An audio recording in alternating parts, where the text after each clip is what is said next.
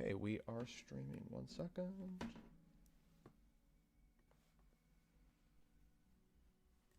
Perfect. We have that.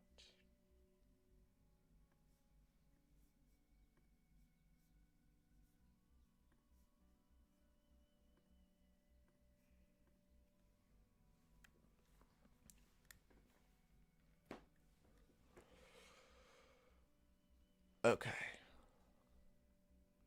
1 second. Got a few people that's joined so far. That's great news.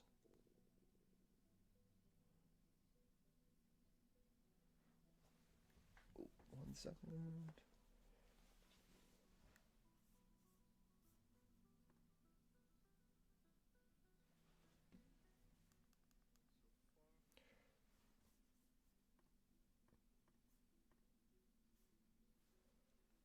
Okay. There we go. Viewers, we are back for another watch party of the 6 hours of Spa. It has been a very intense race, and we're going to the end. It's the OG team back together once again. Me and David once again doing live streams. David, take it away. Oh, thank you, Jonah. It's been a long time. And even though I'm only here for about an hour, I'm so happy to be here. Because it's Spa, it's the 6 hours, it's the race before Le Mans, it's the Yeah. big, big, big pre-race, and we're gonna get a lot of questions answered today. Also, we got the taste of this new BOP system that the WEC is raising this year, which is just not telling us how the BOP is set. But we can guess that Peugeot got a bit of a boost this time around, and that Alpine as well, leading the race right now, probably got a bit of a boost. It's been a battle between the Cadillac and Ferrari and Peugeot for the most part of this race right now. Alpine have pushed up into first place and is staying there on pace. We have some pit stops coming up pretty soon. So a lot of racing left to go. 2 hours and 21 minutes, and yeah, it's been awesome. It's been Spa, and Spa is one of my favorite tracks of the Oh, season. yeah. So always great to be here.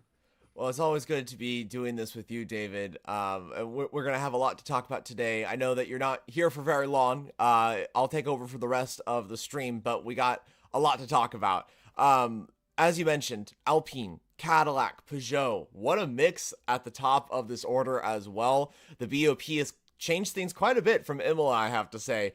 But yeah, strategy has been a major part in this race. We've had some drama. We've had some things that have happened. A lot to talk about for sure. But currently, we have 2 hours and 21 minutes to go as of recording this.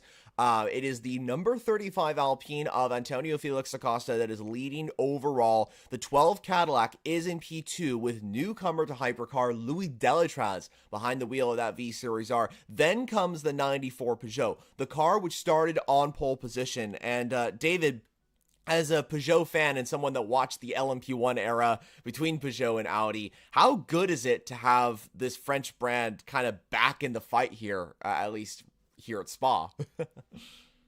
Well, it's awesome, and I'm just more happy about it being Malte Jakobsen putting on pole position. Of course, I'm not biased at all, but it's a Danish guy putting on pole position for the first time in so many years for Peugeot.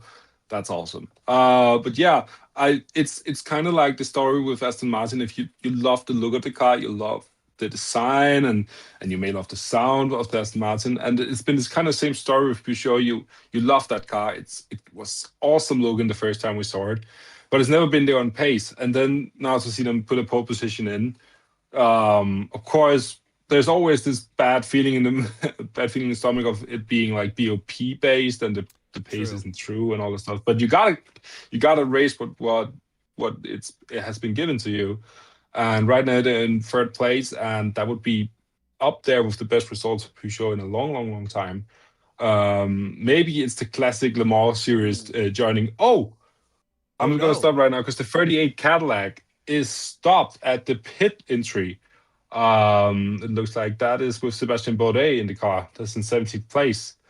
He's gotten the car Uh, moving again, but he's heading into the pit he's lane. got it moving. This car has had so many issues throughout this race. It's been the complete opposite story for this entry compared to the 12. Earlier, it had a puncture with Earl Bamber behind the wheel after contact with the '92 Porsche, which was the car, of course, that won the WEC title last year. But the '38 Cadillac running really slowly. Something's clearly wrong with Sebastian Bourdais' car, as you mentioned. So very interesting to see how that's going to progress with the 38. Also, another key storyline is strategy. We talked about it briefly, but the number 8 Toyota, which won, of course, last time out at Imola. Of course, Toyota are nowhere in this race because of BOP. That entry, as well as the number 20 BMW, have kind of been on this alternate strategy and have kind of moved themselves into an unexpected position to fight for this win. Um, I'm very curious to see how these two will kind of play it out and where they will be at the end of this race. Are they in a position to take this win against these top 3 cars? The 20 BMW is in P4 right now on 72% energy. It is in this fight for the win, as well as the number 8 Toyota, which is on 61% energy. But the 20 BMW in particular, this is WRT's home race, by the way, is theoretically in a position to fight with these entries for the win. Yeah, it's a beautiful story, and we had quite the story about strategy last time out at Imola as well, where Toyota put on a perfect strategy to win that race. Something that Toyota has been known for doing, also with Le Yeah. Mans for a long time, with the pace not being there in the car, but still fighting for the victory. That's down to strategy and Manti Racing. Porsche has been known for doing these kinds of things, and that's what makes them great teams. So awesome to see, and it's guesswork up until the final hour, final half an hour. To be to be clear, it's the final half an hour really where the like all the cards has been shown and strategy is gone, and that's flat out pace. And sometimes it's all mixed up, and we had an idea of how it worked, but it didn't really end up like that. And yeah, Toyota is one team that I would never count out. They have really got some pace in that new car. So I'm really interested to see what they can do at Le Mans. But yeah, I hope for a BMW, at least podium place around this track. Of course, WRT's home race, as you mentioned, also with René Rast in that car. Awesome car, awesome team. There's been some problems for the 15 car. Kevin Magnussen had an incident being looked at. Last time I looked, it was looked at by the stewards. Yeah. So yeah, for them to have a successful home race, that would be awesome. Also, that car has so much more potential than what we've seen so far. So I would love to see them join that top 3 in the battle for the lead. As we get the leaders in for their pit stops, the 35 car and the 12 Cadillac in for their pit stop right now. Looks like a driver change. That would mean that, yeah, all energy and driver change. That's the 94 Peugeot puts in takes the lead, yeah, because of the pit stop code. That also needs a pit stop later on. And crucially, the 20 BMW has also jumped these 2 entries as well on that alternate strategy. So this is going to get really interesting, David, to see how this kind of plays out. I don't know what these guys are going to be able to do to manage these 2 other cars that are on alternate strategy, because the other entry that's got ahead is the number 8 Toyota of, who is it? Sebastian Buemi, who's in the car, who, of course, is the most successful driver here at Spa, by the way, with 5 overall victories, going for a 6th today. The 50 Ferrari is also in a position to get a good result. It's kind of been in the mix. Ferrari have been really nowhere on pace in hypercar, as we know. David, you and I were just talking about this before, that the BOP is really just screwed Ferrari and Toyota here at Spa. They're not the worst. At least they're still in the fight. But yeah, they've definitely gotten a BOP hit, even if we don't know what the BOP hit is. Yeah, unfortunately, it's kind of the same story as last year, where we kind of knew what cars would be battling for the lead before the race because of BOP. Of course, now they're taking that element out of it with them not showing it anymore. But it's kind of a sad story that we just know these cars. Of course, if BOP wasn't a thing, I guess that Ferrari and Toyota would be fighting for the lead every single time, because they probably have the 2 best cars in the grid. Of course, I would never know, but it's just for the last 5 years. For the last years, it has been like that, and of course, with it being the 5 year of hypercar, I would hope that it's the two best teams that fight for victory instead of just the three teams with the best BOP.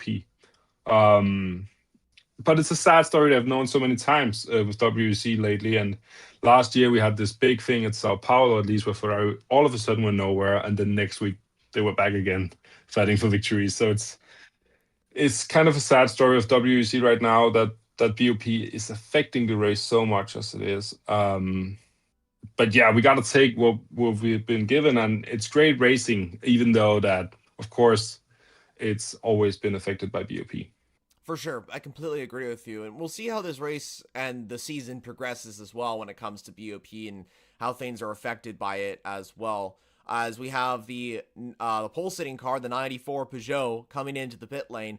Teo Porcher is out of the car, and it's the Dane himself, the guy who put it on pole, Malte Jakobsen, coming in for what is likely going to be the final driver change for this car. Taking over the lead is the number 20 BMW. It is currently a BMW 1-2 here in Hypercar. However, the 15 of Dries Vanthoor, who's entering his home race, is on 6% energy now. So I was gonna do the meme, but no, I'm too old for that. Yeah, now 5% energy for the 15 BMW.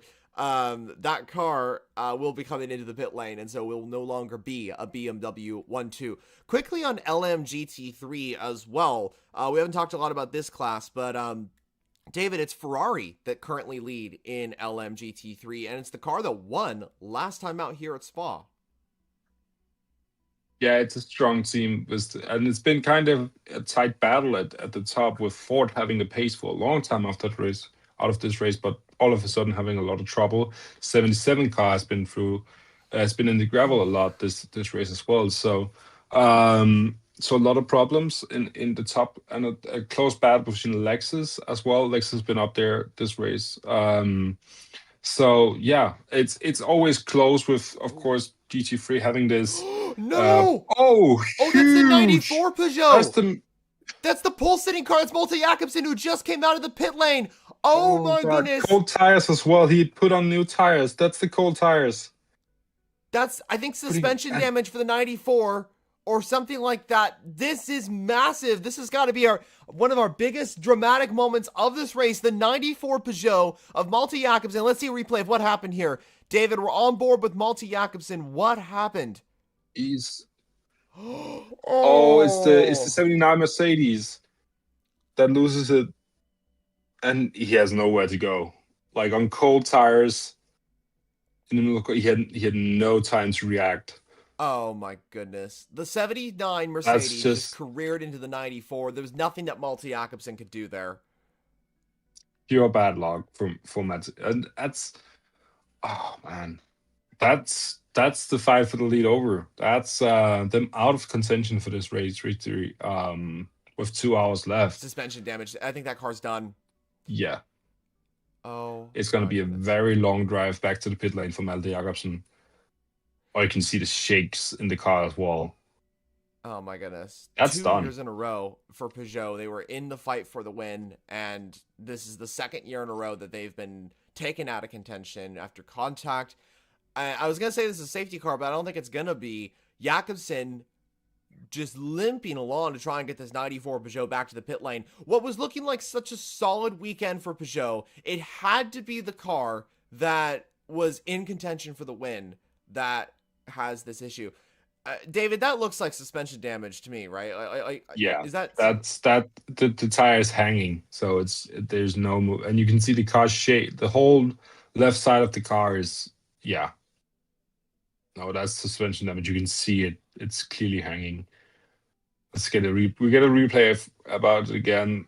It's just been pushed off track, the Mercedes, by the Toyota, and then Lucy said nowhere to go for Malte Jakobsen, and that's it. That's the front left tire just is gone. I don't know who was driving the 79. It's so bad luck. I know, right?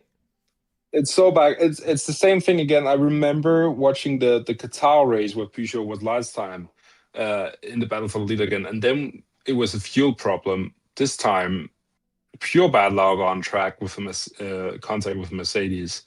It seems like we have that Cadillac kind of curse over Peugeot as well. That No matter the day, no matter the pace, it will never.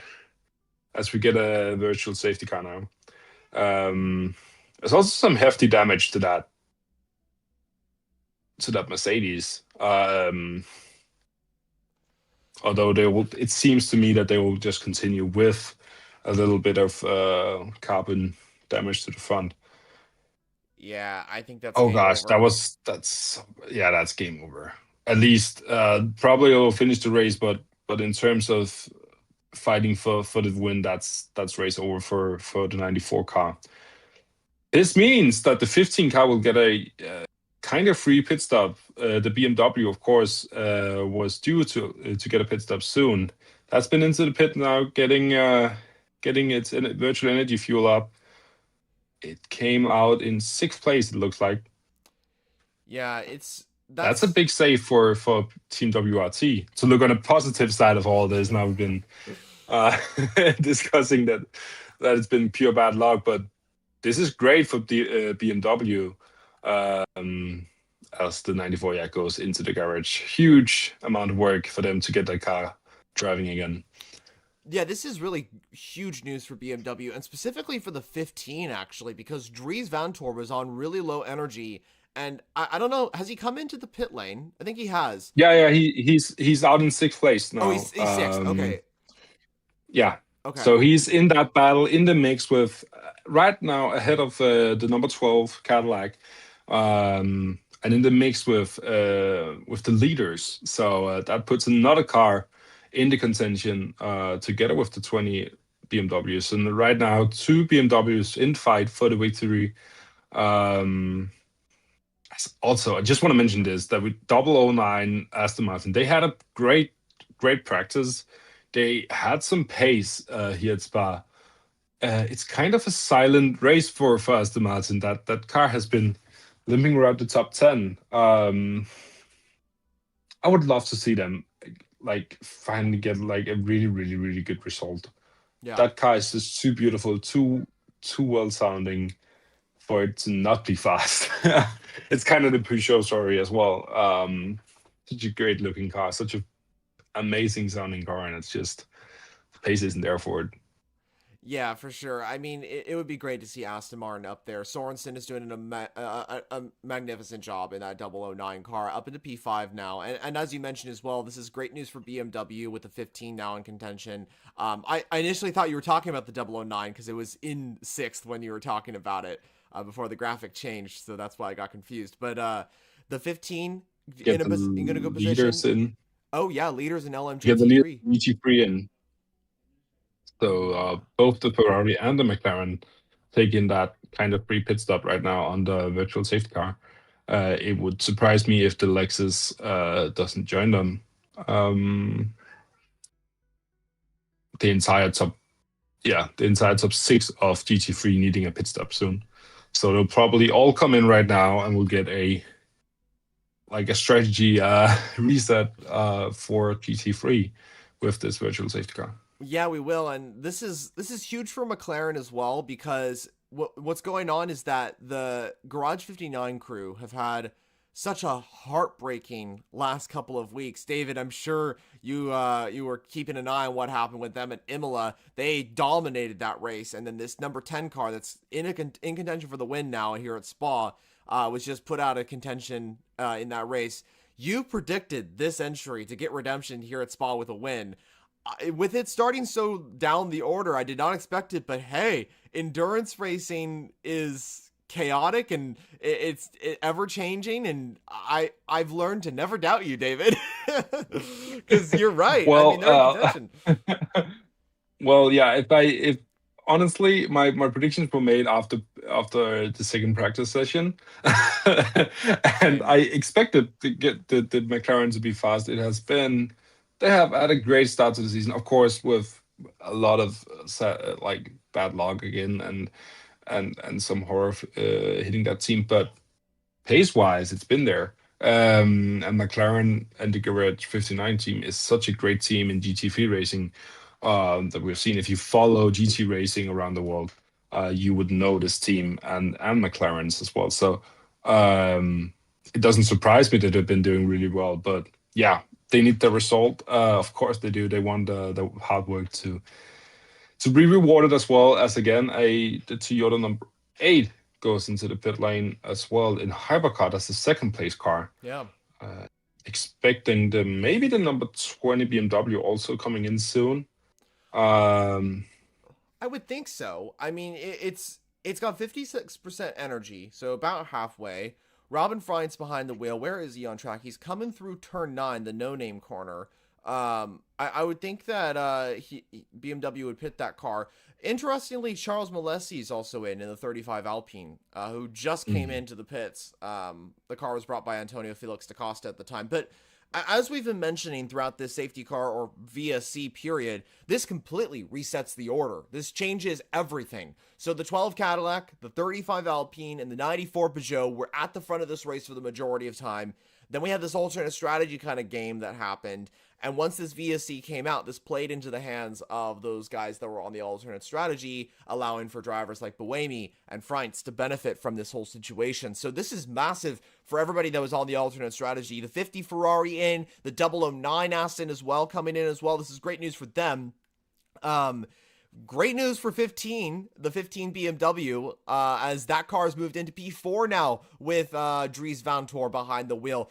Could we be seeing a double BMW podium? That would be massive for them. Also, we're still watching what's going on with the 94 Peugeot, which is in the pit lane. They're still trying to get that tire off, that wheel off, what is going to be game over eventually for Malte Jakobsen's car. And we're seeing a replay of what happened there. It's so unfortunate. yeah. The driver behind the wheel of the 79, by the way, just to update you all, was Matteo Cressoni, who's returning to the WEC. It doesn't seem to be either driver's fault. If anything, it's the 79. No. The 79 seems to have Yeah. lost it accidentally. He got off racing line because he got overtaken by the Toyota, Yeah. and then loses it into the corner. So that's, of course, it's a driving error from the 79 car, but yeah, he also got to give the space for the Toyota. So it's a tough one. But yeah, if anyone, it's the 79 car that, of course, lost track. Yeah, it's too bad. Right off the pit lane, final driver swap, and then it's the first thing you do is put the car out of contention. That's too bad for Mette Jakobsen. Such a fast driver.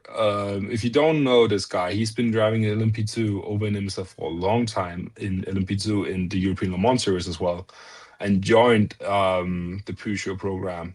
He's one of the fastest prototype drivers that you find. So yeah, such a hardworking lad, and just too bad to not get to see what he could do in that 94 car. Yeah, as we get if I'm not mistaken, the entire top 6 of hypercars have now been into the pits, Yeah. and we got the reset of the strategy. So right now, of course, waiting for green flag again here at Spa with around 2 hours to go after 6 hours of Spa. Yeah, and everybody in the Peugeot camp is shaking hands. I think that's it. That's done for the 94 Peugeot officially. As in comes the race leader, Robin Freintz. Finally, we were expecting him to come in, and he has done it. So that is the race leader in, and I think this was also to, counteract Toyota, who came in as well. I don't think BMW were expecting Toyota to pit their number 8 car, but they did. And I think this is to counteract what Toyota did. So fuel for the 20. Doesn't seem to be any driver change quite yet. There's no tires being brought out. No driver swap as well. So Freintz should be in that car to the end. 2 hours precisely to go of the total energy. 6 hours of Spa in 2026. As Freintz should theoretically exit ahead of the number 8 Toyota by quite some time, and he does. So the 20 BMW exits as it comes into La Source, and the number 8 is just coming into the bus stop chicane. So pretty good gap between the two cars, and this is good news for BMW for sure. The 15 as well, where is that car? That's in contention for a podium And like I said, that would be a double podium finish as well. I was also doing a bit of research before this race got going. And David, did you know that if BMW take this win, this would be their first victory since 2000 when the BMW V12 LMR took a win? And that That's event that it took a win at was Laguna Seca, the race I just got back from, actually. So oh, yeah, that's quite that's the an perfect interesting parallel. story. I know, right? I That's wish I would have known about this Spa race happening, because then I would have recorded something on the place that the BMW took the victory. But it's just interesting to think that it's been that long since BMW took a win in endurance racing. Much longer than Peugeot, much longer than really anybody on this grid, apart from Genesis, who just joined, of course. But yeah, BMW, this would be a massive result if they can get a win here. Yeah, BMW have been strong in multiple different types of motorsports, mainly GT3 racing. Hmm. Of course, they had a great spell with that car, that last winning top car in endurance racing, but it's it's not been there so far in hypercar. Of course, this is 5 years of hypercar racing at Spa as well. I know you did a thing about that Hmm. not that long ago. Then we had three cars racing in the top class. Now we have it's around 20 cars or something. I think It's 17. crazy amount of cars. 17, yeah. Um, so many cars racing all of a sudden, and BMW have been a top team in hypercar racing. It's all about time before they will get a victory here. But yeah, hit by problems. Having been in that battle with Alpine, arguably you could say Alpine have done better than BMW for that time here. Of course, Alpine leaving this season as well. So it's it's just a matter of time, in my opinion, before BMW get a victory with that car. Also in IMSA, they deserve it. But yeah, I hope to see it. It would be an awesome story for that 20 car to take a victory today. I'm Oh, also uh, sorry to what's interrupt, up, David. what's up? This is switched Yeah, to a safety car from a VSC. That's gonna bunch up the order. it that's gonna bunch up the order. Yeah, this could be kind of bad news for that BMW we just spoke about, the 20 car, because now that gap is gonna be gone. Um, Yeah. I guess it must be damage to the wall or something, since they need to take out a safety car. Yeah, I think it is. I think it's something like that, because this is. I mean, they're not just doing this for fun. They're not just being like, you know what, let's bunch up the order, let's get some racing in. This is obviously a safety concern. Fun. So something at Le Lecomte Chicane has caused a safety car to now come out, and this resets a little bit, because this means that France's gap is basically non-existent now, because the number 8 Toyota going to be right behind. And crucially, I am not worried about that car. I am worried about the car right behind that. The 35 Alpine has been on fire throughout this entire race, and now it is back in the hunt for this win. Currently in P3 with Charles Malesi behind the wheel. He is the driver, remember, that took the win for Alpine at Fuji. Their only victory in the hypercar class, well, with this current model. Of course, they took wins with the A424, with the A480 LMP1 beforehand. But yeah, this could be really, really big. And we're just seeing a replay of what happened with the Ford Mustang at the start of this race. David, this was a very, very dramatic moment for the 77, which that was, I was in shock when that car went off the gravel. Ford were having such a good race in LMGT3. They were leading the race with that car, and then it ended up just being just chaos for them.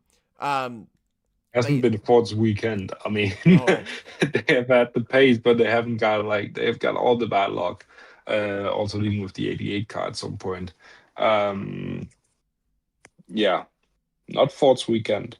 no, unfortunately not. And it's just sad to see that it's kind of ended up being like that, but I guess that's life. Oh, we see a little bit of a replay of what happened earlier with the 51 and Kevin Magnussen's BMW. And he did not get a penalty for that, right?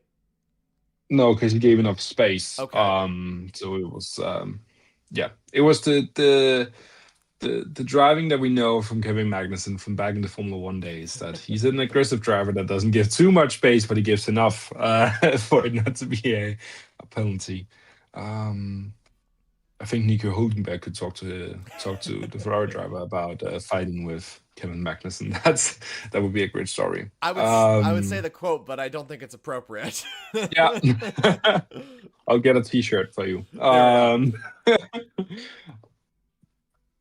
we go. Yeah. Well, it's been like a kind of classic Spa, like a lot of incidents, a lot of different things happening, a lot of weird things happening that we normally would see at Spa. Spa has always been this big race with a lot of chaos and almost always a safety car at some point. Um, so yeah, a good premiere for what's going to happen in France in not that long. Of Oh. course, a month's time, and we're at Le Mans. I I just spoke to you about this, Jonah. That it's already Le Mans month, really really soon, and I I mean I haven't seen it coming. It's just right there right now almost. That Le Mans is here. Of course, we're at Spa right now, but we gotta speak about Le Mans coming up. It's a huge race, last Alpine Le Mans in hypercar. What do you expect up to that race? Do we expect Ferrari to Toyota battle again, like we have seen for the last few years, or it's going to be a different winner this time, maybe? Well, Ferrari, of course, going for their fourth in a row win at Le Mans and their 13th, which would equal Audi. Crazy, I think that that's the case. I think So that they don't get to win this year because Audi needs to stay in I that place. know. Um, I mean, judging by your hat, Not I an know Audi there's. fan, not an Audi. But yeah, to answer your question, I think that Ferrari are not going to win Le Mans this year. I think that's going to be Toyota that are going to be taking this because if anybody's going to challenge them, I think it's going to be Toyota. However, it really depends on the BOP. I mean, if we have the BOP that we have here at Spa, then it's going to be completely different. But as we know, Le Mans has its own BOP, so we have really no idea what to expect.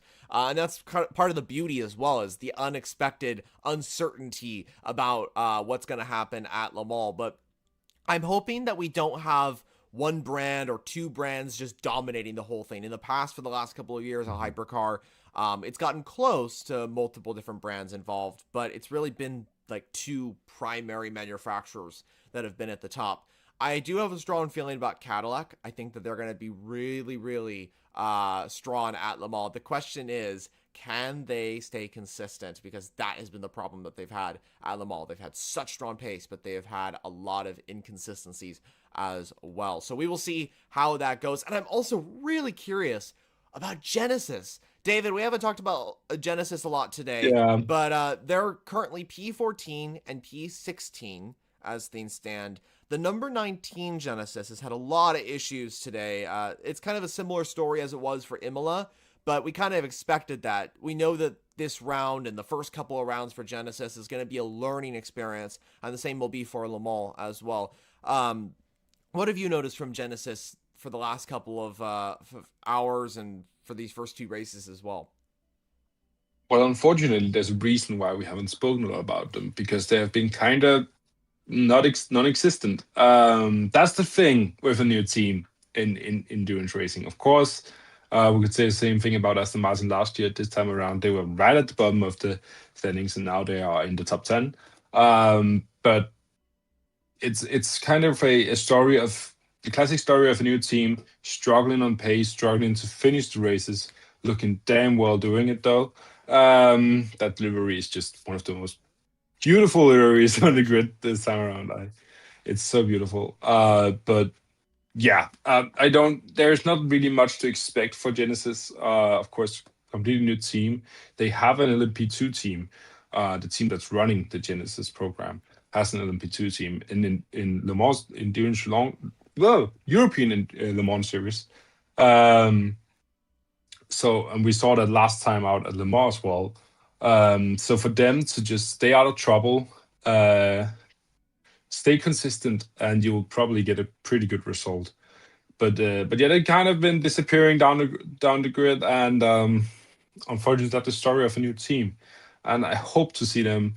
Of course, if you saw my season predictions, I hoped for them to be a bit more competitive than I've shown so far, but it's a long season. We're only in the second round of the season, so a lot of racing left to go. Also, to mention on the season predictions, Alpine in third place right now. That's not great for where I put them for this year as well. But no, Genesis, beautiful car, great team. I'm sure they will be up there competitive at some point. But we they gotta stay consistent. They gotta work on their car. They gotta get some race mileage in, and then they will be competitive at some point. I'm sure of it. The drivers are there. The team around is there. The car's not there right now, but it's gonna be there. Great thoughts on Genesis, and I completely agree with that as well. We'll see how the season progresses for them. We'll see how things kind of go, and hope for the best for this South Korean brand. While we're under safety car, we have an hour and 48 minutes to go. I'm just kind of scrolling through a few of our comments that we've had for a lot of you that, of course, are watching. We had a one comment from Poseidon that says, "Hi guys, how's the race going?" Well, it's been pretty good, pretty eventful. As David mentioned before, Spa always provides some intense racing. It's been a classic Spa race, as it always has been. I don't think it's been as dramatic as the one we had in 2024. David, I'm sure you remember that one when we had the Cadillac that flipped in Yeah. the air. We had a long red flag and We ruined don't Ferrari's need that chances. either, Jonah. Yeah, true, true. We don't. um, But yeah, it's but been, no, yeah. like it's been a good race. Of course, now we have a safety car that kind of takes the wind out of it. But it's so up to that. It has been a really, really good race. Lots of overtakes, lots of close fighting, like we want to see. And it's a real track as well. I just want to mention this because if you look at the track, if you're watching this on the broadcast while listening to us, you'll see a lot of gravel. It isn't like one of the, if we go to Qatar, there's huge mound of Runoff. off-grid track that yeah, runoff. You can thank you, Jonah. You can drive around, and we'll see a lot more corner cutting and those kind of tracks. This time, if you go off the track, you're in the gravel and you're not getting out of that. So it's a perfect track. I love this track for that. It's a real racing track. It's none of those huge runoff where you could just we see so many corner cutting penalties and 5 second penalties. And it just takes kind of the racing out of it if you just always have an escape route. And we've seen it. There's a lot less corner cutting penalties getting thrown out because you don't want to take the risk of going into the gravel. So it's working. I'm sure the drivers hate it, but it's great for us fans to see racing without all of these penalties getting thrown around, and that's what racing is about. It's these high intensive moments. The wall is right there. That's why some people love Monaco, the most boring race in the world. Monaco, because it's close to the wall all the time. There's a risk of driving around there, and you need to push it even though the risk is right there close to you. And that's the same thing here. You have the grass and the gravel really close to the track. Um, and that's the beauty of Spa. So yeah, I personally I love Spa. It's up there with Le Mans, of course. Le Mans is my favorite. Just to want to touch on that as well. I Yeah, maybe it's a completely new winner um, at Le Mans. Maybe it's not Toyota and Ferrari. I'm just putting that out there, Jonah. We have Alpine, we have BMW. And if you were seeing a race throughout the seasons where it has been the best BOP, in my opinion, it's been Le Mans. As we get, is that green flag? No, it's not green flag. It It looks looked like a green. green flag on my screen. It's still a safety car. Sorry. We had if there's one track we've seen the greatest BOP, in my opinion, it's been Le Mans. It's been the closest battles on different manufacturers. Cadillac has been there, BMW has been there, Ferrari has been there, Toyota has been there, Peugeot have been fighting for the victory as well. So it's a lot of different cars being competitive at Le Mans, where normally we would see, especially last year, Ferrari beating everything, and then Porsche and Toyota would be fighting for the scraps. But at Le Mans, it's different. So I have high hopes for Le Mans. Of course, I'm not going to be watching the race this year, um, but I hope it's going to be an awesome one for you and Nick. Yeah, it's gonna be really weird not to have you. If anyone's unaware, David's getting married, and so it's a big deal, and so we'll be supporting him, of course, throughout the event. As that, of course, takes priority as it would for anybody. But yeah, Leman gonna be very fascinating. And I agree with you. If like there's something to do with the BOP that kind of mixes around the order, if it's somewhat perfect compared to other events, maybe we get a BMW or an Alpine, maybe a Cadillac in the mix for this win. We'll see how it goes for sure. It's definitely going to be a fascinating situation. But yeah, speaking of tracks as well, when we come to Spa, this is one of the most iconic circuits in the world, not just here in the WEC. And it just like it counteracts what we're having over in Formula One.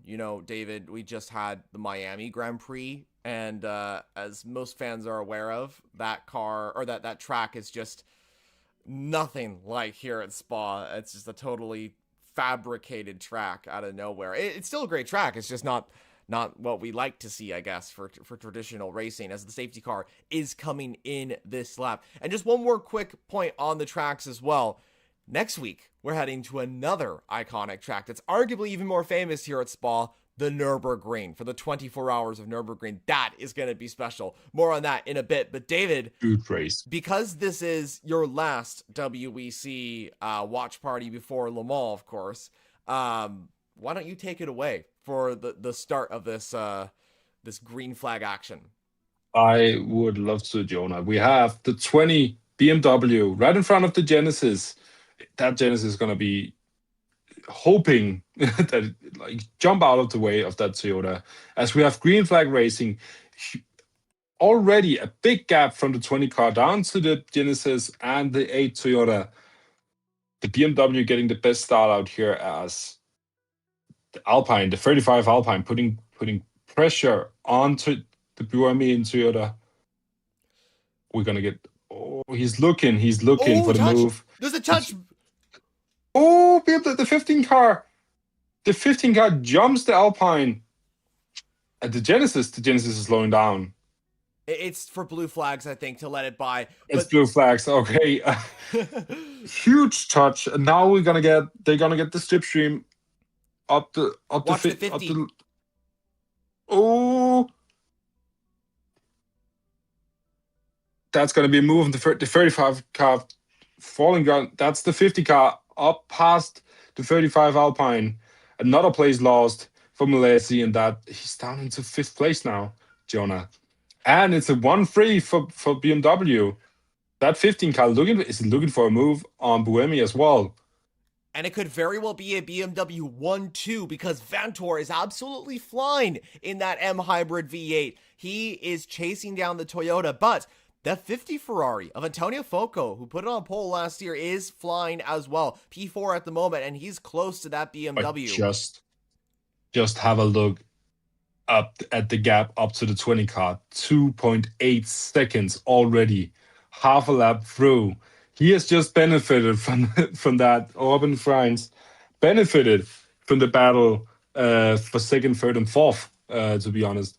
Yeah. He's just said, yeah, I'm gone. I don't want any part of that. And the 15 BMW's only job right now is to battle Buemi so hard so he loses time. This is all. I'm sure there's been a message to these fans, or go for it. Go absolutely ham, because right now the one that's benefiting from all this battling is Robin France in the lead in that 20 car. Charles Malesi losing 2 places after the safety car. He's looking to get back up past the 50 car. So close, of course, now with the safety car. Huge gap, like no gap between the 3rd and 6th on this. Honestly, there's under a second between the cars. Yeah, it's so close in Hypercar right now, and we're going to see an epic finish to this race. The hope is that the 20 BMW does not encounter the issues that it had last year. David, I think last year was the year when the BMW, the 20 car, was in the fight for the win, and then it had some sort of technical issue with like 30 minutes to go here at Spa and got put into the garage and retired. We still have an hour and 39. Don't put that out into the world, Jonah. Don't jinx anything. No jinx it today. But you could say if Dries Vanthoor goes past Wemi, no problem at all. Still a BMW 1-2. um, Yeah. yes, there'll be in W1 too. Battle commences as well. Down in GT3, we have that's the Porsche battling the Corvette. Don't see the numbers right now, but up into and a Lexus as well. That's the Corvette, Porsche, and Lexus down the straight. Watch the battle right I behind don't as remember well. The any. 58 McLaren Ooh, under pressure from the championship leader. That is the 69 BMW going around the outside, and he's going to take that move. great. Brilliant stuff. And the Aston Martin looking for it as well, the 23. That's Johnny Adam. Ooh. That's the moves lining up, but close battling as well down in GT3. They're saying, hey, we're also here, we also existed, not just only hypercar. Yeah, exactly. This is epic. We're seeing a replay of what happened here in the LMGT3 fight. The 33 Corvette defending against these two cars. Here comes the 91 Porsche around the outside trying to make the move. Is there contact? Why are we seeing this replay? I think it's just good racing. I think that's what's going It on was good here. racing. Yeah, he took the outside line and take that overtake on the Lexus. And looking again for the move on the Corvette. As again, we're back to hypercar racing. It's the 12th Cadillac against the 009 Aston Martin. That Aston Martin is kind of holding up the back of the grid Yeah. right now. The front five flying away right now, still under a second between the top from second to fifth. What we see there is we get a replay of the safety cars restart.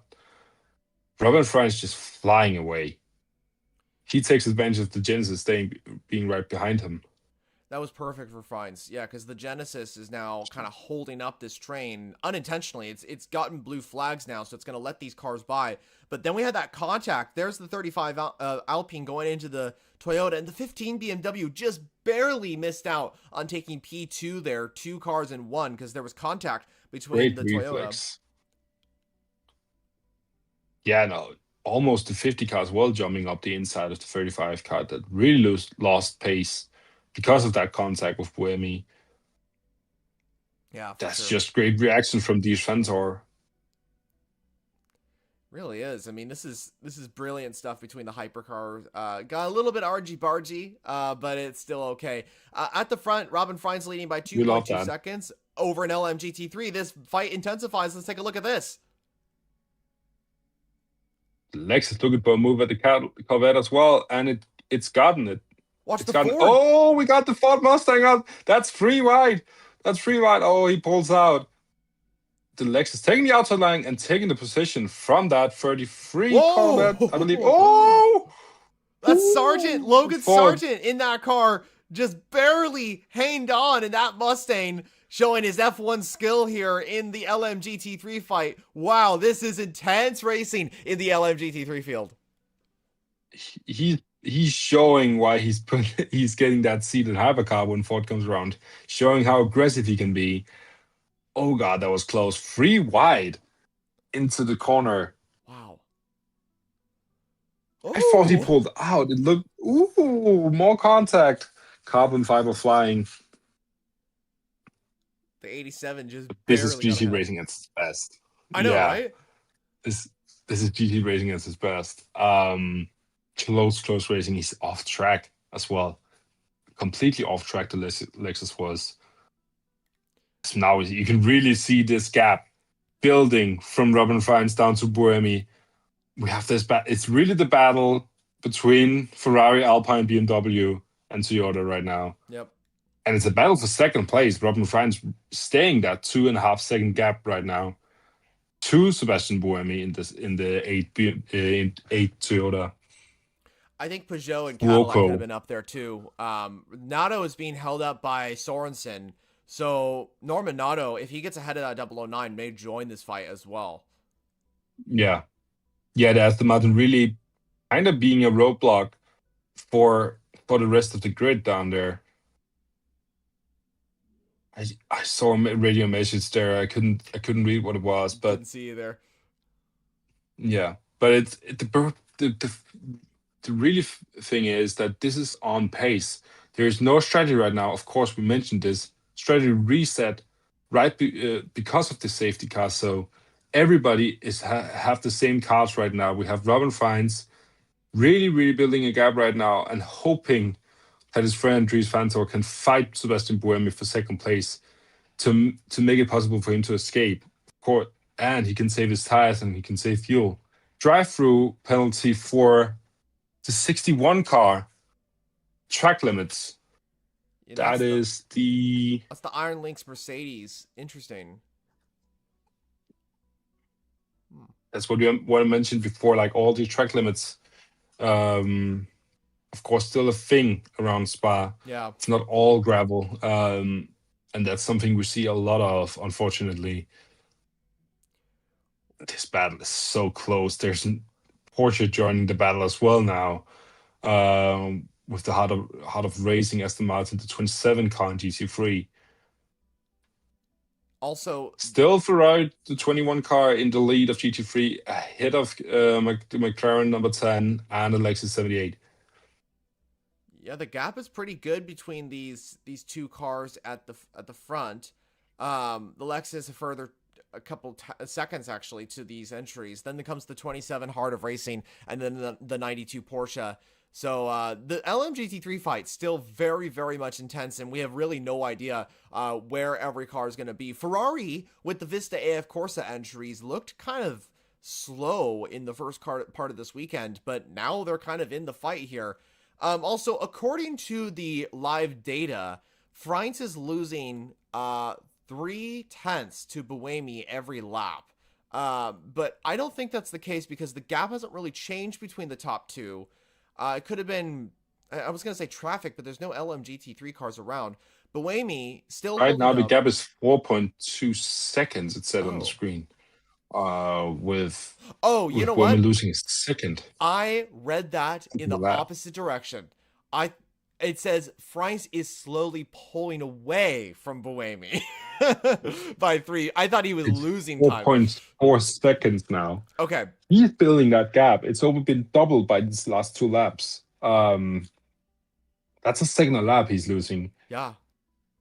I It think must be this could because be of it. Chris Vanthoor battling behind him. Oh, Jonah, that's one and a I half know, I'm hours sorry. left of racing.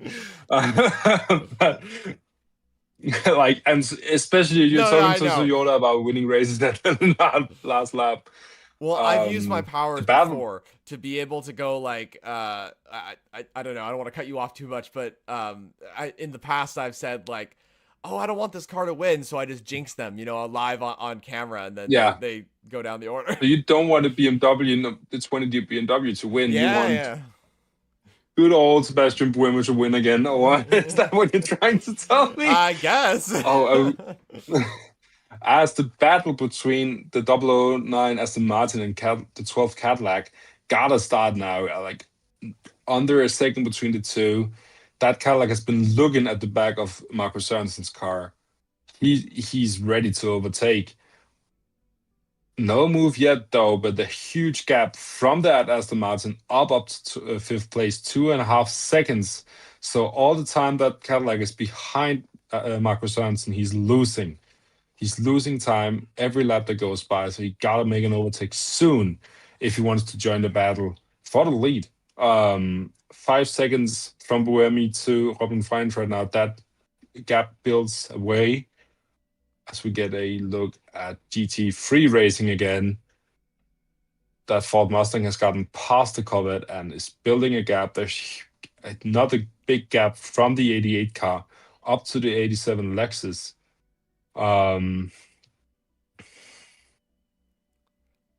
And just Yeah. by the way, all you hear if you're the 87 Lexus, which is in P9, and you start to see a Ford in your mirrors, all you hear is Leonard Skinner's Freebird in the background, and it's Logan Sargent who's coming through the field and absolutely Just flying in move that out the way, Mustang. mate. Yeah, exactly. Just move out of the way already. It's like, no, you can have That's that. a missile coming.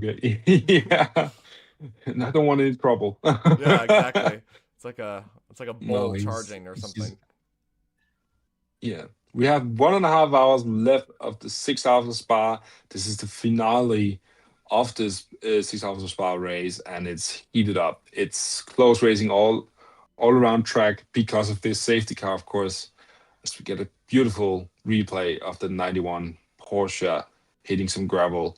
A battle between Garage 59 and Nicky Katzberg here. That's right behind the 88 Ford Mustang with Logan Sargent. They had been looking at each other as well as now. This may be a look for Dries Vanthoor up.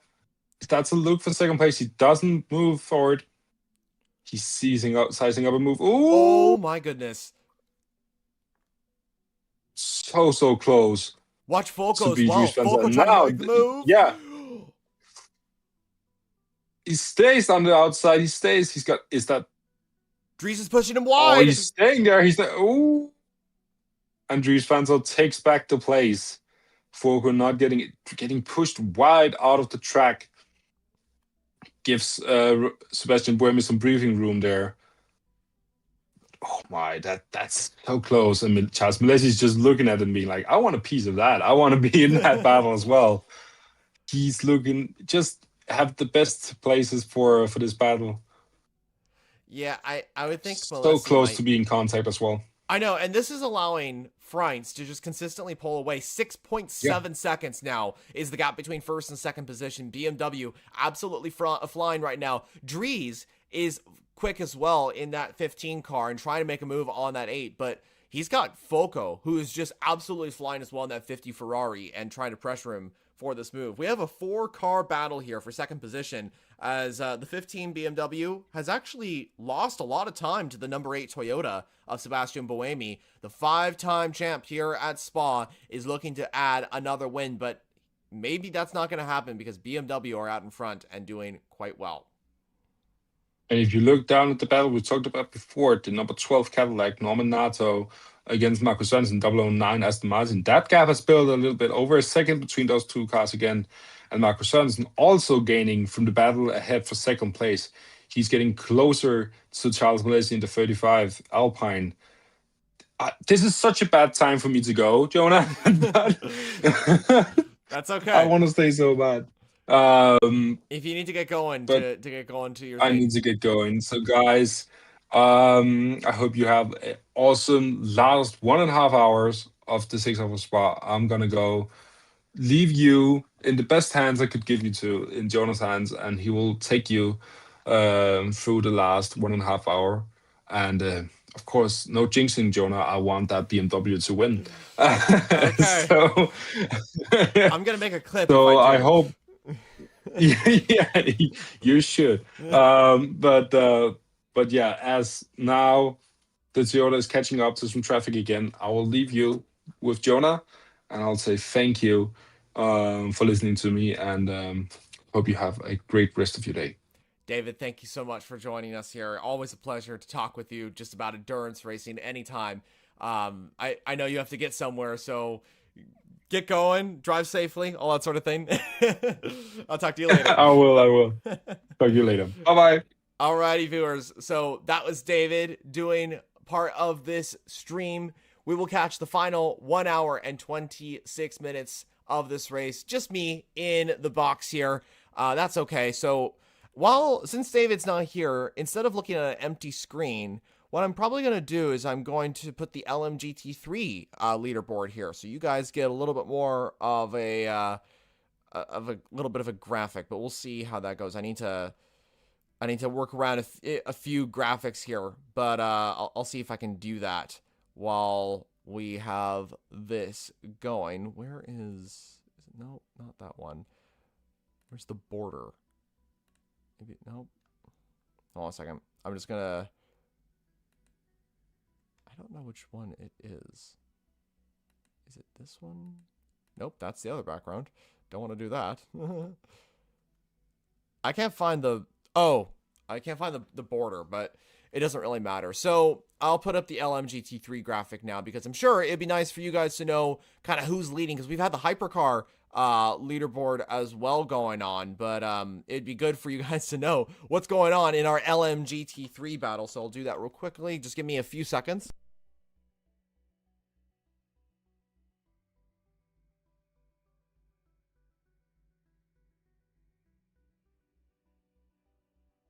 Okay, So we have this. Let's see here. Let me just get this real quickly. Where is it? Category. Nope. Can't find. Here we go. Got it. There we go. Now we have LMGT3 in the mix now. So I'll resize this so you guys get a little bit of a idea of who's in the lead of this class. We'll just do it like that. There we go. That way you guys get some action, and I'll resize it so it looks a little bit better. I can't tell where this is going. Well, I'll remove it for now, and then I'll fix it later when I have a chance. But right now, it is still the battle for P2 as the cars are making their way through traffic here. The 50 Ferrari is currently under pressure from the number 35 Alpine of Charles Molesi. And we had a comment that came in just a moment ago that said how much of the race is left. Well, we still have, let's see, let's look at the time real quickly. 1 hour and 23 minutes to go. So still a little bit to go as we see a little bit of a move going on into Eau Rouge. Here comes the number 70, the number 87. Oh, wait, no, that's the 78. That's the Lexus for third. Oh my goodness, here comes these three cars. There goes a Toyota in the background and the 15 BMW onto the grass. The 92 Porsche. What intense racing we're here seeing at Spa. The 78 Lexus trying to hold off these cars as we have a bunch of hypercars going around. This is multi-class racing at its best. The 009 going way off the track there. That's not good news for Aston Martin. Where is that car? It looked like he went straight into the wall, but I think he's rejoined just behind. He has, as we see the 27 still in a battle for this P5 at the moment. The 92 Porsche trying to get back into P4, but the heart of racing Aston keeps ahead. Brilliant stuff there. Here comes Charlie Eastwood in the 34 Team Turkey TF Sport Corvette, trying to make a move as well, but they have to manage this hypercar traffic as well as the hypercars have to do for this GT3 racing. This is absolutely ecstatic, absolutely amazing stuff from everybody. I've lost my breath because I can't keep up with everything that we're witnessing right here. Oh, a little bit of contact between the hypercar and the number 92 Porsche. Here comes Alessandro Pierguidi, 2025 champion, going around the outside of the 92 Porsche. These are the two championship winners from last time out in 2025. Don't make contact. You want to have a good result here in 2026. But we will see how this progresses for these guys. Oh, car going off the track. That, I believe, was the number 7 Toyota. I couldn't tell exactly. But, yeah, that was pretty intense.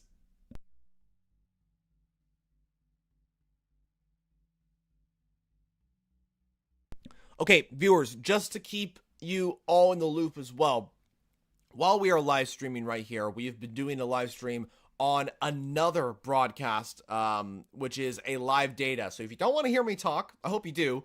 I hope I'm entertaining at some point. You can watch just the data. You can watch the tracking board. You can see the full leaderboard for every class. You can see which manufacturers are competing in the categories as well. That stream has been doing quite well. You can watch that on the Formula Jonah. Nope. FJ Endurance YouTube channel now. Oh, we see a bit of contact between the two hypercars, the 51 Ferrari versus the number 12 Cadillac as they go into the Lecombe chicane. 51 gets ahead of the 12 Cadillac. Brilliant move from Alessandro Pierguidi as now Norman Nato loses another place. It has not been the day that Cadillac would have wanted to end this race. As this is what I saw, the 51 going a little bit into the grass. That's bold stuff from Pierguidi, who always does incredible moves when he's in that car. He's no stranger to Spa either. He's won this event in the 24-hour edition back in 2021, I think it was. And hopefully he'll be able to do that. As we see the Ferrari crew's faces just in shock of what just happened because Pierguidi pulled off an amazing overtake. Here is this intense battle between the LMGT3 class and the hypercars coming through for P2 in that race. Dries Vanthoor flashing the lights as we have the 92 going off onto the grass. This was super intense stuff between these three cars as well. From Buemi's perspective, even though he's got so much experience in a prototype race car, that I'm sure was very scary for him as he tried to navigate his way around the GT traffic. Pretty impressive stuff. So 1 hour and 19 minutes remaining. We've had two retirements in the hypercar class, the 94 Peugeot and sadly the 38 Cadillac as well. Both cars had drama that happened late into the race. The 38 was plagued throughout the whole race, but the 94, oh my goodness, I'm going to have a lot to talk about that in the race recap. Speaking of which, actually, while we're on the subject of race recaps, I'm changing things around for the remainder of the season. What I'm sure a lot of you watching have noticed is that the race recaps take a really long time for me to get out. The reason why is because I literally start working on my information that I'm talking about. I start working on the video and all that sort of thing right after the race finishes. But it takes me 5 to 6 days to just get this video out, and it's just it just doesn't, like, it's not working out. So what I'm thinking about doing is switching things up and bringing you more of a highlight type of recap, giving you my reaction to everything. There's going to be a lot of clips from this podcast thing, and what that's going to do is provide more clear and concise information for all of you. It's going to make things go quicker. It's going to be a shorter video, and most importantly, the video is going to come out almost immediately after the race because it's pretty quick for me to get out onto YouTube. So crucially, it's going to be a lot quicker for me to get this thing out onto YouTube. So I think the race recaps will switch more into like a highlight type of video kind of thing. I'm still going to have the recap essence of describing what's going on, but it's going to be more of a live commentary kind of thing instead of a report. I will switch to reports when I'm actually physically standing on the racetrack for events. For example, I was at Laguna Seca recently for the IMSA venue, and I covered that event with a race report, and that just went well. So much content that I have to dive into for Laguna Seca. It was such a blast. So many experiences made. So much content made. I was able to literally get... I was literally at a point at the corkscrew where I could take off my shoe and throw it at a Cadillac or something like that while they were traveling 100 miles per hour. It was such a unique experience, and I'm so happy I got to experience it. So welcome and privilege for all the people at Laguna Seca that made that happen. And I'll be back very shortly at Laguna Seca for more events. I highly recommend going to that track and going to more IMSA and WEC races as well. Next week as well, we're going to take a break from both of those championships and move into more GT racing for the 24 hours of Nürburgring. Lot to cover for that as well, including Max Verstappen himself on the grid fighting for the overall win, as well as the return of the BMW Z4. A lot to cover in that whole weekend. But right now, we're focusing on the final 1 hour and 15 minutes of this event. The battle for P2 is still very intense. René Rast in the shell-liveried BMW continues to lead in the number... Oh, sorry, not René Rast. It's Robin Freins. My bad. Robin Freins is currently leading in the 20 BMW. I don't think there'll be any more driver shifts between that lineup. I think there might be one more pit stop for each of these cars, but then we should get them to the end. The hope is that BMW can take a win here at WRT's home event. It would be their first win since 2000 with the BMW V12 LMR at Laguna Seca, with Jörg Müller, I believe, driving that car, and I want to say JJ Leto, I think it was, in the 42, if my memory serves correct. I don't know if that for sure, though, so just bear with me on that. I'm pretty sure it was Jörg Müller and JJ Leto in that car. But today, it's looking to be René Rast, Sheldon van der Linde, and Robin Freins that might be able to take a win. But I don't want to jinx anything, as David was mentioning earlier. Elsewhere, Marco Sorensen is gaining by around 0.4 a lap on the 35 Alpine, which is currently in P5. Aston Martin having a really good race with the 009. Harry Tincknell in the 007 doing quite well as well. He's in P11. That car has always been, I'd say, the second fiddle to the 009. It has not really been the car up there. So, yeah, I don't know about the 007. We'll see if we can get a good points finish. But, Yeah, we will see. And in LMGT3, there's been no contest at the top. The 21 Ferrari from Vista AF Corsa continues to lead. What a result this would be for these guys, with Ferrari having a pretty difficult start to the season in the LMGT3 field, and just across motorsports in general. Because, I mean, F1 has actually been pretty solid for them. They've not really matched Mercedes or somewhat McLaren, to be honest, but yeah, that's how it goes. Speaking of Harry Tincknell, he's making a move on the 36 Alpine. Here comes the Aston Martin. That's the lime-colored Valkyrie, by the way, the car that's been kind of listed as the Valkyrie entry for Aston Martin. What I'm trying to point out is that whenever Aston Martin put out a show car, or whenever they do some sort of promo or livery reveal, it's always the 007 that is the car. And obviously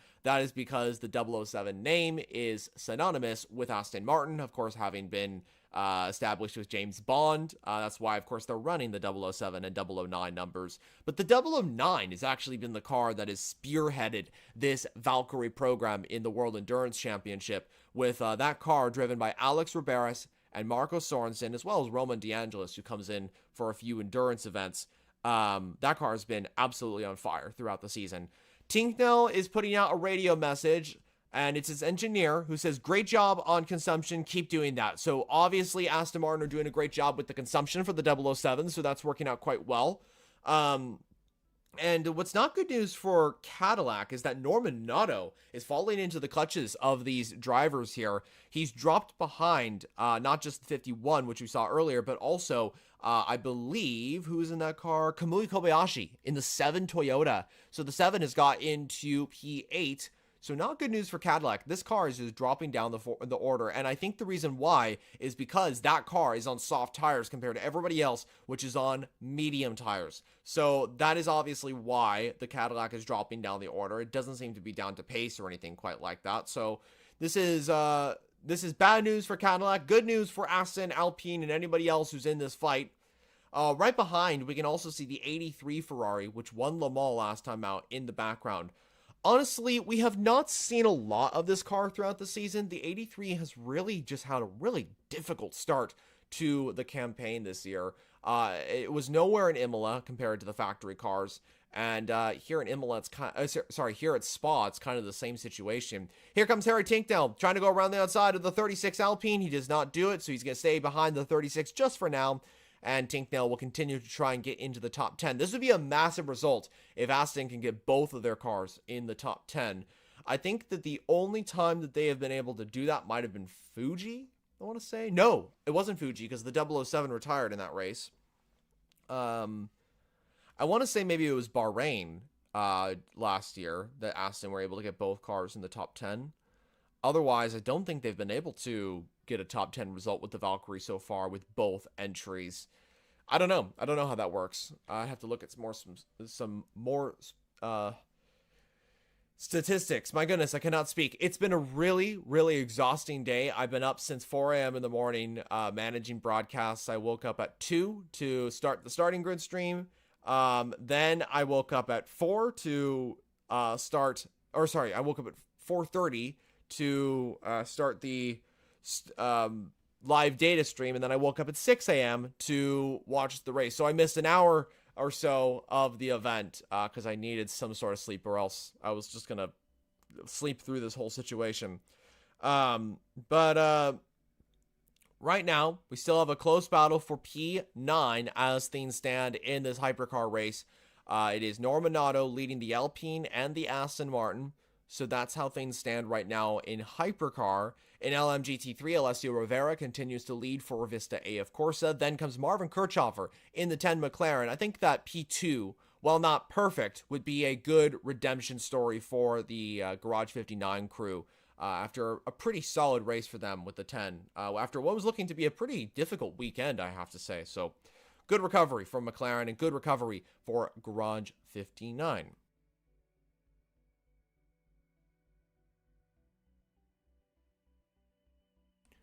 While I was drinking water, here comes the 007 Valkyrie of Harry Tincknell, who has officially got ahead of Charles Malesi. So good move from the 007. He moves into P10, up into the points.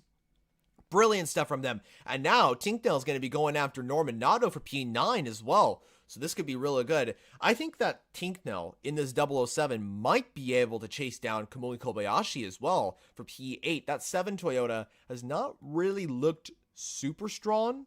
They've been competitive, but it's just not been the same when it comes to the 7 versus the 8 when it comes to Toyota's squad right now. Let's take a look at what you all are saying in the comments down below. We had a comment coming in saying, wait, number 8 is cooking? Yes, it actually is cooking. It's in P2 right now. Sebastian Buemi on board that car. Toyota seemingly had bad BOP, but they've just nailed the strategy. They've nailed this timing, and they've done an absolutely amazing job, as Toyota always does, if I'm being honest. And Buemi up in P2 as things stand, but it is going to be BMW that are just going to be in the fight for this win. Let's see. Got some support for Genesis. We had a comment coming in saying, I'm sorry, but it's been a boring race compared to 2025. I see that point. I do see that point. It's been a different race. I would quantify it as a different race, not a boring race compared to 2025. I would say it's just been a different type of race. It's been more about strategy than outright battles and overtakes. I will admit, though, that 2025 was a little bit more exciting. 2025 had that incredible battle between the Ferraris and the Alpines. We had the 20 BMW versus the 51 Ferrari, I think it was at the time, in that crazy battle. LMGT3, Ferrari versus Ford, Lexus were up there as well. It was a pretty intense race. And if I had to argue, I would say 2024 was the most exciting race that we've seen in the hypercar era so far. That race was just something else.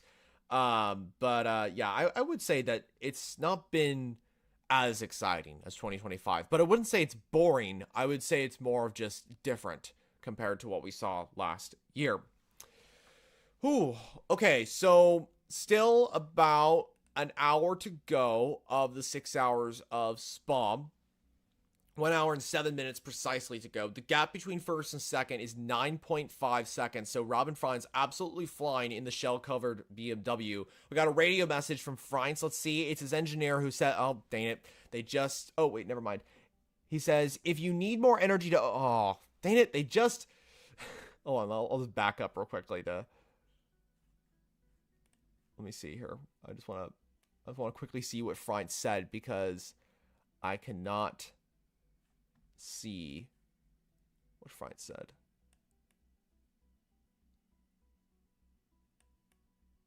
Where was Freins?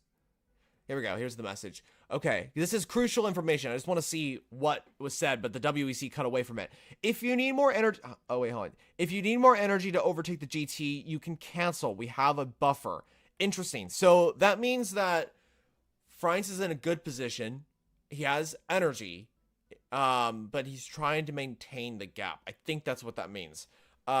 Because the Toyota, while almost 10 seconds to the BMW, could theoretically gain on that car, depending on traffic, strategy, all that sort of thing. But right now, what you need to know is that car is in a good position and there's nothing to worry about. I always keep an eye on those radio messages because I've seen stuff before in the WEC where there's been a race leader and it says, we have an issue, slow down the car, retire, or something like that. Those radio messages are crucial. Or maybe there's a strategy that they're doing that's completely different. You never know.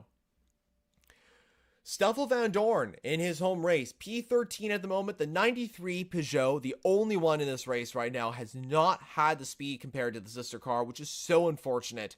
The 94 was in a position to get a podium or even a win after starting on pole position. It is out of the race after contact with the 79. That was not Peugeot's fault at all.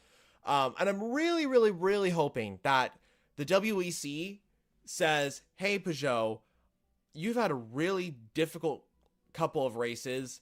Le Mans last year, we absolutely screwed you when it came to the BOP.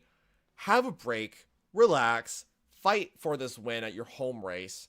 And get a result. I mean, that's what I would hope from the WEC, that they would have a little bit of sympathy for Peugeot, because it has been just a nightmare couple of races for this 9X8 program. They've had pretty solid events in the past. You know, Fuji example, Monza 2023 was a good example. Qatar, you could obviously say, was a good example as well. And you could argue that here at Spa was a good race for Peugeot. They've just been super unlucky.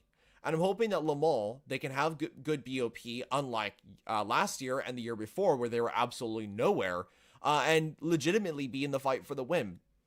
The 9X8 is good at Le Mans. It's Peugeot's home event. They've won it 4 times in the past.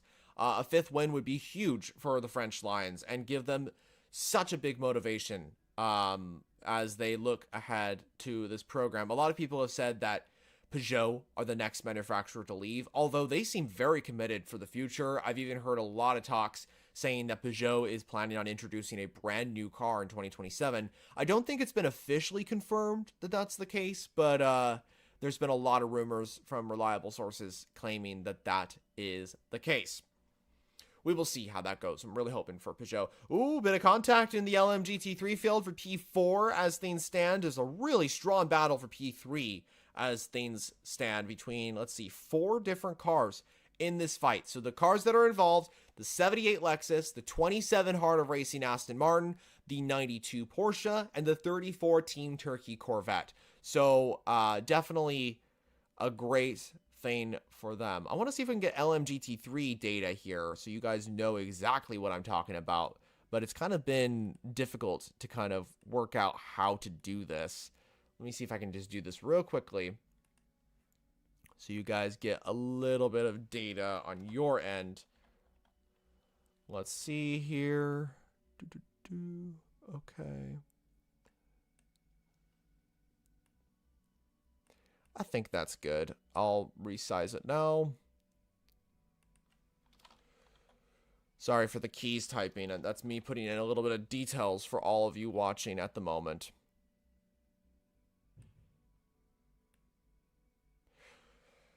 So we're having a good battle right now for P11 as things stand. Cadillac absolutely nowhere, unfortunately. It has just been a really, really bad event for them.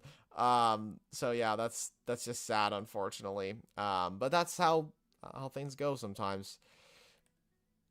Okay, got LMGT3 here. So we got a little bit of data. You can see the top 10, just barely the top 10. As we see a battle going on here for P11. Here comes the 83 Ferrari forcing, and there's contact between the two cars. Yellow flag. Is that due to this contact? The 12. Oh no! The 51 Ferrari! Massive damage on the side pod. It's at turn 1. Contact. The 51 Ferrari stopped. This is the car that won last year. With an hour to go, the 51 Ferrari has major side pod damage. This could be game over for Alessandro Pierguidi. This is the car in the battle for the overall lead, or the overall championship. There is a lot of smoke, a lot of oil or water that's coming off of that car. The 78 Lexus seems to be involved in this accident. I think this is game over for the 51 Ferrari, which was in a position to grab some points here. Everyone is scampering to this car. All the fans are going like, what's going on? Because this is dramatic. The 51 Ferrari stuck at Le Source, sorry. I try with my pronunciations, but it's never good. The 78 Lexus limping along as well. That was the car in P3 in the LMGT3 battle. It is now down the order. I need to see a replay of what happened, but the 51 Ferrari seems to be done. That's Alessandro Pierguidi behind the wheel of that 499P, the car which won last time out here at Spa. It was not having a perfect race, but still, it was in a position for some points. That car is drifting down the order. Now P14 and moving further and further down. Whoa! Okay, pit stops going on. Sebastian Buemi into the pits as BMW 1-2, and we get a replay of what happened with the 51. The 51's been hit by the 78 Lexus, so that's what happened there. We were on board with Alessandro Pierguidi. You could see him just turn to the right-hand side of his car to see what just happened because the 78 seemingly hit the 51, and that is just horrible news for everybody involved. A few cars move up the order. Harry Tinknell has moved up. Kamui Kobayashi has moved up. Alessandro Pierguidi shaking his head in disbelief at what just happened. Absolutely Horrible for them. Both Toyotas are in, by the way. The 7 is also into the... Oh, wait, no, it's not the 7. I'm sorry. I thought it was. So the 8 is in, and the 36 Alpine is also into the pits. Very interesting. If I were all these guys, I would probably pit. This could be huge for Toyota. They are always good on strategy, and they might be able to... they'll jump the BMW, the 15 car that is. I don't think they'll jump the 20, but they might be able to gain a little bit of time. Pierre Guidi is saying what's going on, but we don't know because I don't have... I can't hear anything because I have this on mute. So in LMGT3, the Catalyst... okay, hold on a second. We can see what happened. Oh, wait. That's not the 78 that was involved. Okay, hold on a second. I've been accusing the 78. It was the 32 BMW that hit the 51, from what it seems like. We were on board with the 32 BMW, and it seemed that... Who's on board with that car? That 32 locked up and just careered into the side of the 51. Nothing that Alessandro Pierguidi could do there. A very similar situation compared to the 94 Peugeot. Okay, hold on a second. We have a VSC. We have a VSC that's been called out. This could be massive for BMW. They could pit with both of their entries and get ahead of the Toyota. This could be really, really big for them. Wow. So, hold on a second. Before things kind of kick off, I'm going to get some water.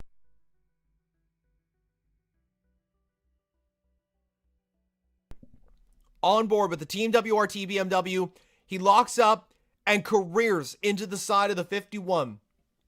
It is not the 78 that was involved. It was the 32 Team WRT BMW. He's definitely going to get a penalty for that, whoever that driver was. And the 51 seemingly done from this race. Another retirement in hypercar, and a big one at that, considering this car was P2 in the championship standings as well.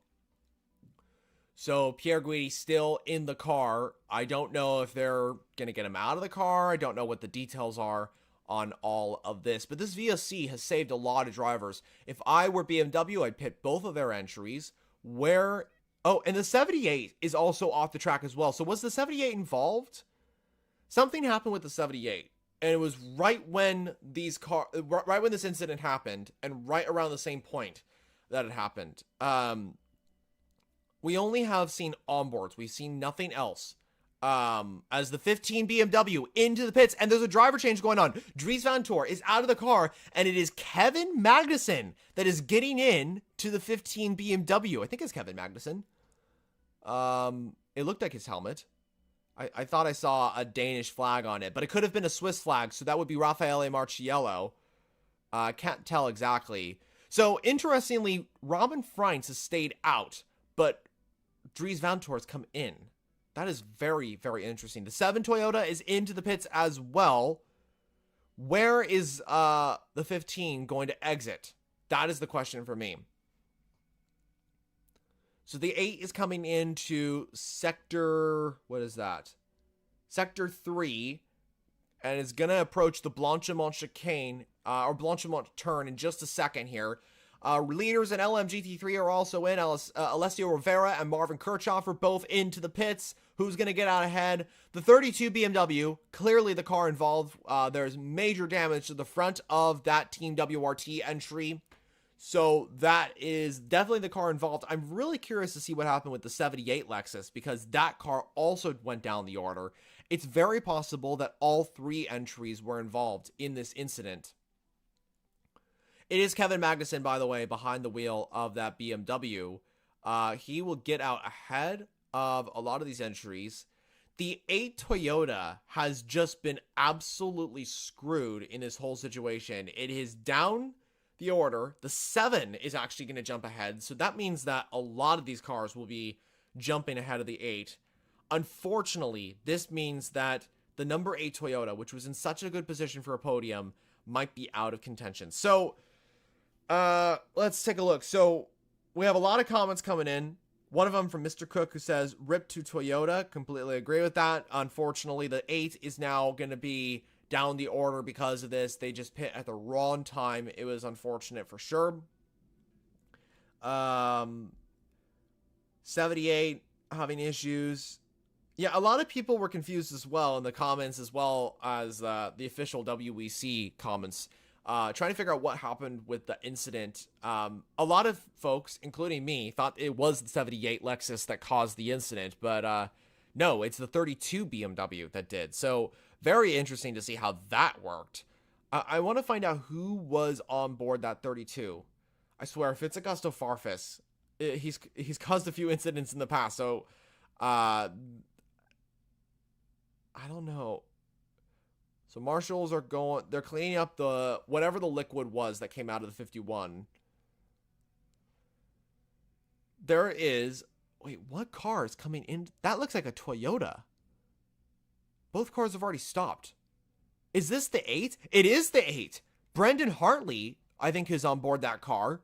Oh no, it's Sebastian Buemi coming in for another stop. Wow. That is really interesting. So just tires for the number 8 car. No fuel, no driver swap. So the 8 is in and has changed tires. Fascinating. Are they expecting a full course safety car maybe? That could be the case. The 32 BMW has finally made it back to the pits after the huge damage that it has. 53 minutes to go, by the way, of this event. 12% energy for the leading BMW, 12 as well for the 50 Ferrari, which is in second. WEC is going to talk with Dries Vanthoor in just a second, but we're not going to be able to hear that right now. So I'm very curious to see what are the leaders going to do with pit stops. Dries looks very happy, actually. So this is BMW looking strong right now. The 15 could be in a really good position to get a podium.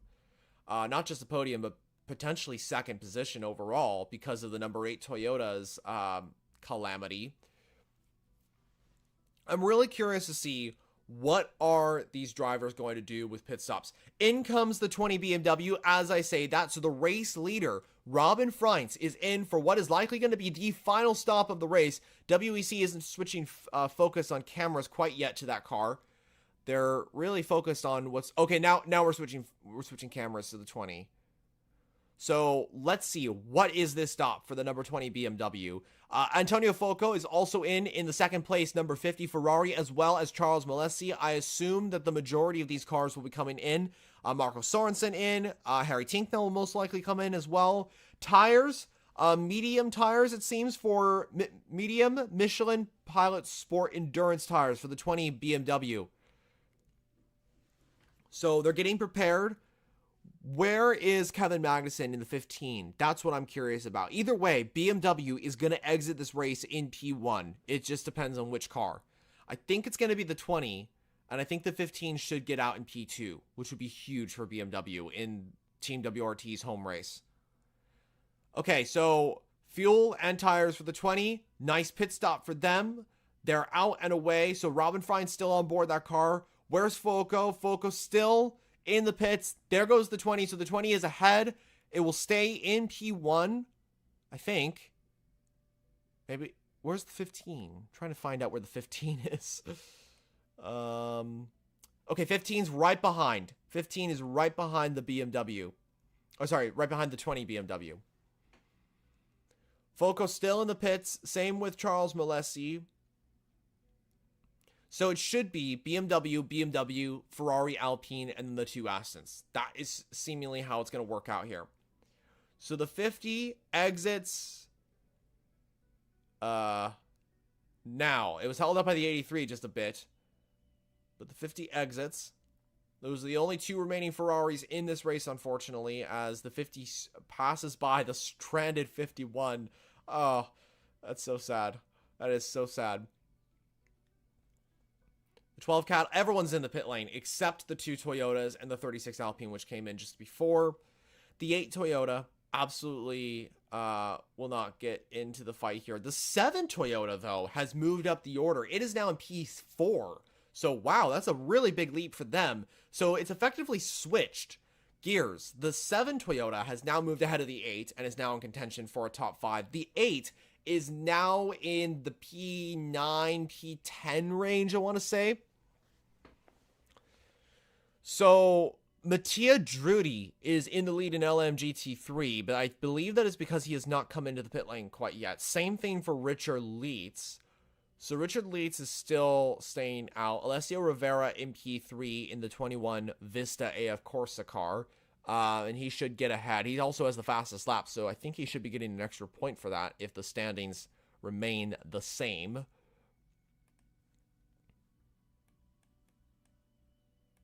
Let's see here. I gotta catch up and monitor the other stream I'm managing. I have 2 streams that's going on, so I want to make sure that nothing wrong is happening. We had a comment coming in saying, wait, 91 also has damage on the front left. Really? I did not know that. I did not see that. That's Ainachan Guven, DTM champion, currently in P9. I did not see that. That's interesting. I need to take a look at that. Tops asks how much time is remaining. Currently, they just switched the cameras, so they're showing the official leaderboard right now. I'll tell you in just a second once they switch. We had about an hour to go, but I think it's a little bit less than that. How is our other stream doing right now? Oh, very well. Okay. Currently, everybody's going okay. So that's good. So 20 BMW, leading in hypercar, Alessio Rivera in the 21 Ferrari, the car which won last time out here in LMGT3, leading in the GT3 category. So things are going good for the Ferrari camp in LMGT3, not so much in the hypercar camp. 50 Ferrari, the Antonio Foco car, is in P3, so this could go really well for the 50. The Astons are in exactly the same position where they started. Also, Pipo Derani has moved the 17 Genesis into P8. Is that on genuine pace, or is he not pit yet? I don't think he's pit. So I think he's still good.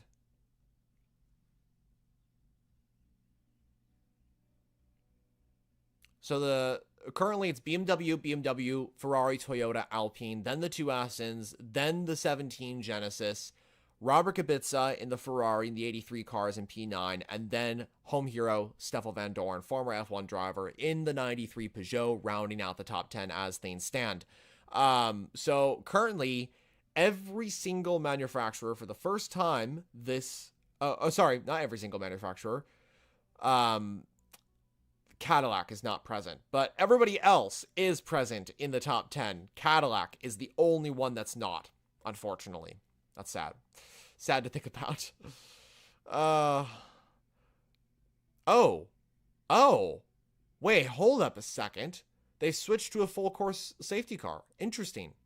So that has mixed around the order. That's going to bunch the field up and give us a very, very intense fight. So it is true that Genesis is in P8 with the number 17 car of Pipo Derani, but I believe that entry is on an alternate strategy. I think it's on low fuel, so it's going to have to come in. So unfortunately, I don't think that car will be in P8. I think it will move down the order. So that will allow Cadillac to get into the top 10, but that will unfortunately remove Genesis from the top 10 as well. We have 90 people watching right now. Hello to everybody. Thank you so much for watching. If you are not subscribed to the FJ Endurance channel, what are you doing? Subscribe. Make sure you do that. I don't say that as the guy who's managing it all. I say that as a fellow fan of endurance racing because I'm covering everything when it comes to top tier endurance racing, from WEC, IMSA, IGTC, etc. We're going to be doing some ALMS content later on in the season. Once that gets going, that's a big thing that's coming in for the channel with the hypercar class being introduced there. But yes, subscribe to the channel, follow it. It's been an amazing experience. I can't say it enough of how many times. It's good to be doing these again. I had a little bit of a break because I was at Laguna Seca and of course couldn't stream everything, Thank you to Nick for covering that whole event. That was really, really big. And thank you to David for being a part of this stream as well. He's been a key member in this whole thing ever since the beginning of this whole situation, or this whole program that we've been running. And we also should have our Talk Endurance podcast coming back with Nick, David, myself, and most likely Rick as well, who's a racing driver actually in the world of sports cars. So that would be great to see once we have that back going again. We have a very busy month of May as well in terms of endurance racing. We just had Laguna Seca, as I mentioned last week. This week, of course, is Spa. Next week is the next round of the IGTC for the 24 hours of Nürburgring. And then, don't worry, more action because we have the Detroit Grand Prix in IMSA the week after. So 4 big racing events back to back to back to back. And then, of course, we have a little bit of a break before the big one, the 24 hours of Le Mans, the 94th running of the event in June. Thank goodness we do not have the trio of 24-hour endurance races like we did last year. That was just exhausting, to use the word lightly, because it really was hard to manage that whole situation. We had 24 hours of Le Mans, then 24 hours of Nürburgring, and then the 24 hours of Spa. And on top of that, we also had the 6 hours of Watkins Glen as well in IMSA. So 4 big endurance races back to back to back to back to back. And it was very, very hard. Thankfully this year we do not, because Nürburgring is next week. So only Le Mans, then we have a week off, and then we have Spa and Watkins Glen on the same week at the end of June. So that will be very good as well once we get to that. To answer the question that we had a little bit ago, asking how much time is left, we have 43 minutes to go of the Total Energy 6 hours of Spa. It is BMW 1-2, followed by the 50 Ferrari. Then comes the number 7 Toyota and the 35 Alpine as well. So really good stuff from Toyota with the 7 car. As things stand, the 17 Genesis, the GMR 001 making its debut here at Spa, is in P8. But remember, that car is on an alternate strategy. So it is not really in position to take this. Unless they came into the pits and I didn't see. It's very possible that they did. Not sure, though. We'll see.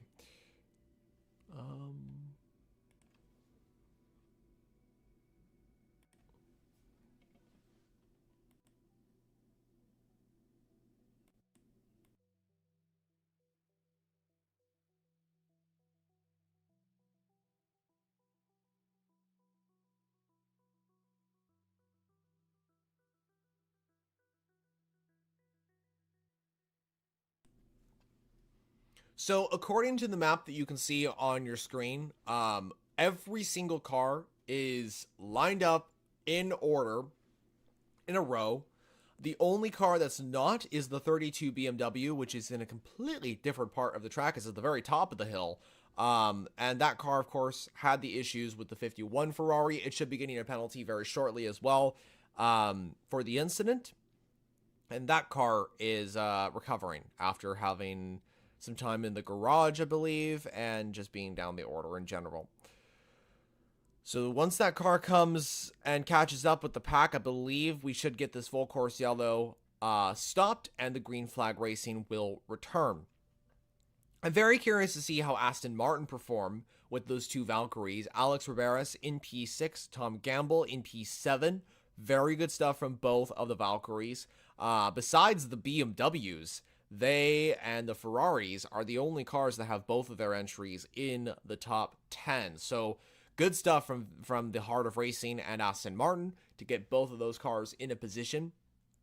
Obviously right now, though, no jinxing or anything quite like that. It has been a brilliant day for Team WRT and BMW. They have just been on fire throughout this whole race. The weekend looked strong at the start. Qualifying didn't go too well for these 2 M Hybrid V8s, but I had a really good feeling that they would perform well here at Spa. They got into the whole race fight thing, and now they're in a position to take a win.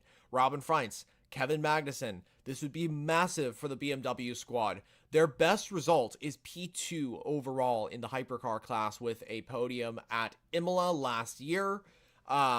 So far, BMW has only taken 2 podiums in the WEC with this car. One at Imola, like I mentioned, and one, I believe, a year before at Fuji, if I'm not mistaken, with car 15. So they need a big result. BMW, this would be massive for them, especially heading into Le Mans, a race that they hope to win as well. But Spa is a very good motivational upward trajectory for them because, remember, this is Team WRT's home event. A very, very solid result for them here would be huge. Very curious to see what is going on with Pipo Derani in the 17 Genesis, currently still in P8. Is he actually on the genuine pace with the other entries? I don't know the question. I don't know the answer to that question. So I don't know. We had a comment coming in saying, if Genesis Magma secures 8th place in only their second race, it would be nothing short of a miracle. I think so too. I mean, this is their second race. And remember, Genesis has never done endurance racing beforehand. They are kind of in a similar boat as was Isotta Fraschini and Glickenhaus. Every other manufacturer has had some sort of participation in endurance racing. Genesis, however, Genesis has actually had 0. Hyundai as a brand has had 0 in sports car endurance racing. They've had a bit of experience, of course, in rally, but as we know, this is a completely different type of motorsport compared to rally. But yeah, what I'm trying to say is that this is a new experience for Genesis. And if they get a points finish in their second race in the WEC, it would be a miracle. It really would be. So we'll see. I think that I don't know what's going to happen with Genesis. I don't know if they're on an alternate strategy. Everyone in the Genesis camp is really shocked and amazed and just excited about this whole situation. So I think they actually could go to the end and be in a position to fight for P8. However, they've got some really quick cars right behind them as well. So come on, Pipo Derani. You know how to win. You know how to fight in this field. Derani, a veteran in IMSA, a veteran in sports car endurance racing. This is great. Magnussen's team has said, obviously on restart, Kev, we will not attack Robin. It's fairly obvious, and we don't need to be in his gearbox on start finish. Yeah, so that is exactly what BMW were planning, and that is what I expected as well. So basically what they are saying to Kevin is don't attack your teammate. We're kind of in this position where we're trying to take a 1-2, and we want the 20 in first and the 15 in second. That is what they're saying. Don't do a Cadillac and break the golden rule of motorsports, which is don't hit your teammate, of course. And hopefully BMW can pull away with this result. We've never been in a position before in the WEC where we've had the 2 BMWs in a position like this. We've never seen them interact with team orders before in the hypercar class. In IMSA, we've seen these 2 cars at the front before in formation. Think back to Long Beach last year, or for example, Road America, P1 and P2. Road America is a really good example, sorry. And that was Dries Vanthoor leading away Marco Wittmann, I think at the time. And Vanthoor was instructed to be out in front, and Wittmann was instructed to stay in P2. And I think they'll do a similar story here. All eyes are on this silver number 17 Genesis GMR 001. This car currently in P8 overall, and I believe that unless we're going to get something crazy, this car is going to stay in P8 and be in this fight. The question to me is, can they keep this result? Because the thing is that right behind, Derani has the experience of Robert Kubica in the 83 Ferrari, although that car has not really been in contention. I would more worry about Norman Nato, who's in P11, as well as Sebastian Buemi, who's been on fire throughout this race. Those 2 cars I would be very concerned about if I was Pipo Derani. But even though this is a brand new car, we have to remember that Derani is one of the most experienced drivers in this field. Not just in the WEC, but in IMSA as well. Safety car in this lap. The lights are out. That's when you know the safety car is coming in. Robin Freintz will lead this field to green. Let's do this. I'm going to do probably a clip of this because this will be fun. So let's get prepared for what is going to be a really, really epic start to this race. Epic restart, I mean. Not epic start. Okay. So, the 20 BMW is going to lead the fields of green in what is likely going to be the final restart of this event, and Robin Freins goes. It is BMW 1-2, great start by the Dutch driver, and he is going to lead this 20 BMW ahead of former F1 driver Kevin Magnussen. A little bit of fighting going on towards the end of this pack. There's a little bit of a gap, actually, between a lot of the hypercars, so it's only the top 6 that are in this position right now. Everybody else is kind of just, I don't know, not really in the fight. So currently 1-2 as things stand for BMW. The number 7 Toyota of Kamui Kobayashi knows how to fight in this battle. Toyota want another podium here. If they're not going to get it with the 8, they're going to get it with the 7. Ferrari want the same after a difficult weekend for them as well. So it's clearly Ferrari versus Toyota. They got to watch out, though, for the 2 cars behind. Alex Riberas and Antonio Felix da Costa absolutely flying. Here comes Riberas, who's just gonna go on the grass. Oh, there's contact! There's contact! The 009 is spun into the wall! No! Alex Riberas, being forced off the track by the Alpine, goes into the wall. We saw that live. Alex Riberas is he's gonna have to go to the pits now. Here comes the 7 Toyota. Meanwhile, while this is all happening, Folco trying to make a move on Kevin Magnussen. Magnussen knows how to defend, though. This is intense racing. What a start to this restart. Drama for Aston Martin, but it seems that the Valkyrie will stay on in this race. Oh no, it's actually stopped. It stopped. The 009 is stopped at Lacombe's. There's contact between the 2 cars. Was that Riberas' fault? Was that the 15's fault? The 35's fault. I don't know. Tom Gamble gets into P6, so there's at least a good result for the 007, if anything. Durrani is going to get into P7. That's game over. I think that's game over for the 009. Oh my goodness. Let's see a replay of what happened. So Riberas goes to the outside. The 35 of Da Costa blocks him, and he just goes into the grass and spins it on the grass, goes into the wall, and that seemingly is game over for the Valkyrie. Part of the front of the car just goes underneath the left side tire, and I think that is done for the Valkyrie. On board with Antonio Felix da Costa. He's blocking the Aston. I don't know if that was Da Costa's fault, to be honest. I kind of feel like that might have been Riberas, who kind of went to the grass and went on his own to the grass. I think this might be it, though. Yep, everyone's hugging. That's it for the 009. Oh, my goodness. Well, in one good news... Oh, hold on a second. Ribera says, yeah, I'm really sorry for you because you deserved it. We all do, mate. It's a team effort. It's a team effort. We win and we lose together. It's all good. Great motivation from Riberas. That is exactly what you want to have, but clearly not the result that you want to have. Safety car is back out on track due to this incident. But the good news in all of this, right before that message came out, the good news in all of this for all of us listening and for all Genesis fans listening is that Pipo Derani has now moved up another place into P7 overall, and they are on, I think, genuine pace to fight for this point position. If they somehow get a P7 in this race, that would be massive. Let's go, Genesis. Come on.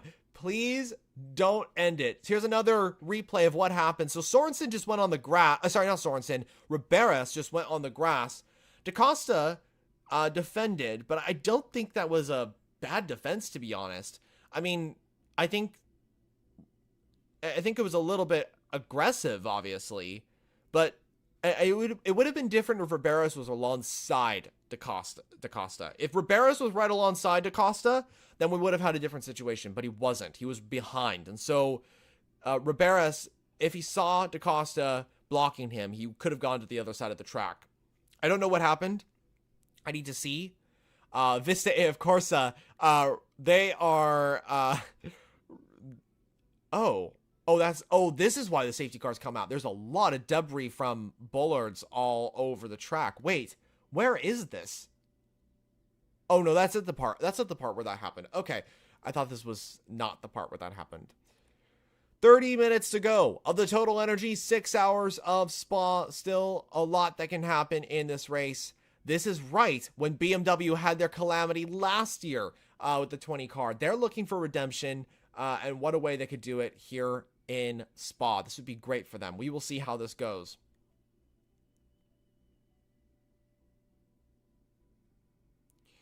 We had a comment coming in saying, where can I watch the actual race? You can watch it on FIA WEC Plus. That is the primary way to watch it. That's the official stream. That's where I'm watching the race as well, is on FIA WEC Plus. It really depends on where you're at in the world, but the global streaming place is FIA WEC Plus. However, just so you're aware, the only way to watch that is with a subscription. I had to pay the subscription for it. Even though I am a content creator, I don't get it free or anything like that. I'm doing it the same way that anybody would. It's just how it goes. For example, in the US, though, there are other ways to watch. I'm in the US, and so I also can watch it on HBO Max. The race is on that as well. But there are other places to watch. You know, Eurosport is doing it over in Europe. I believe Japan has J Sports. China just got a new deal with the WEC to stream on a certain platform. I can't remember the name off the top of my head, but they do have a different platform as well. So that's how that goes. You know, while we have this time, I do want to mention something real quickly that I never really got a chance to mention in previous streams, and that is the colors of the logos for a lot of these teams. Why is Peugeot green when their cars aren't green at all? I get that that's Peugeot sports colors, but they're shifting to this white, black, and red type of color scheme. Also for Toyota, why are they black? The reason why the logo shifted to black for Toyota was because that GR010 at the time was running the matte black color scheme. They switched to a very different livery. It should be that traditional Toyota red. How about Genesis? Their color is magma orange. I would think that they would be orange, but they are black for some reason, which is really interesting. And that kind of just, I don't know, mixes around with the Toyotas as well. So I'm not really sure how that all works, but I don't know if you guys have noticed that too. It seems that I would think the WEC need to update a couple of their logos, because it is really confusing when Peugeot, for example, is green, but they're not green at all, or Toyota, who has a black logo, is not black at all.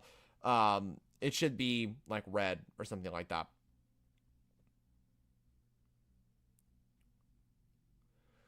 Okay, so safety car is still out on track, most likely to clean up this debris. What happened to the 88? A question says. I stopped watching for a while and they dropped way down the order. You know, I am wondering the same thing, to be honest. Logan Sargent is in that car. The 88 was at the front of this race. That's when I started watching. And of course, the 77, the Ford Mustang, had its drama at the start of the race while leading. Then the 88 was kind of in contention for this podium kind of place. I have to assume it's strategy, but I'm really curious to know what's going on with that as well. I don't know. So it'd be good to know some information on the 88. I'm going to get some water 1 second.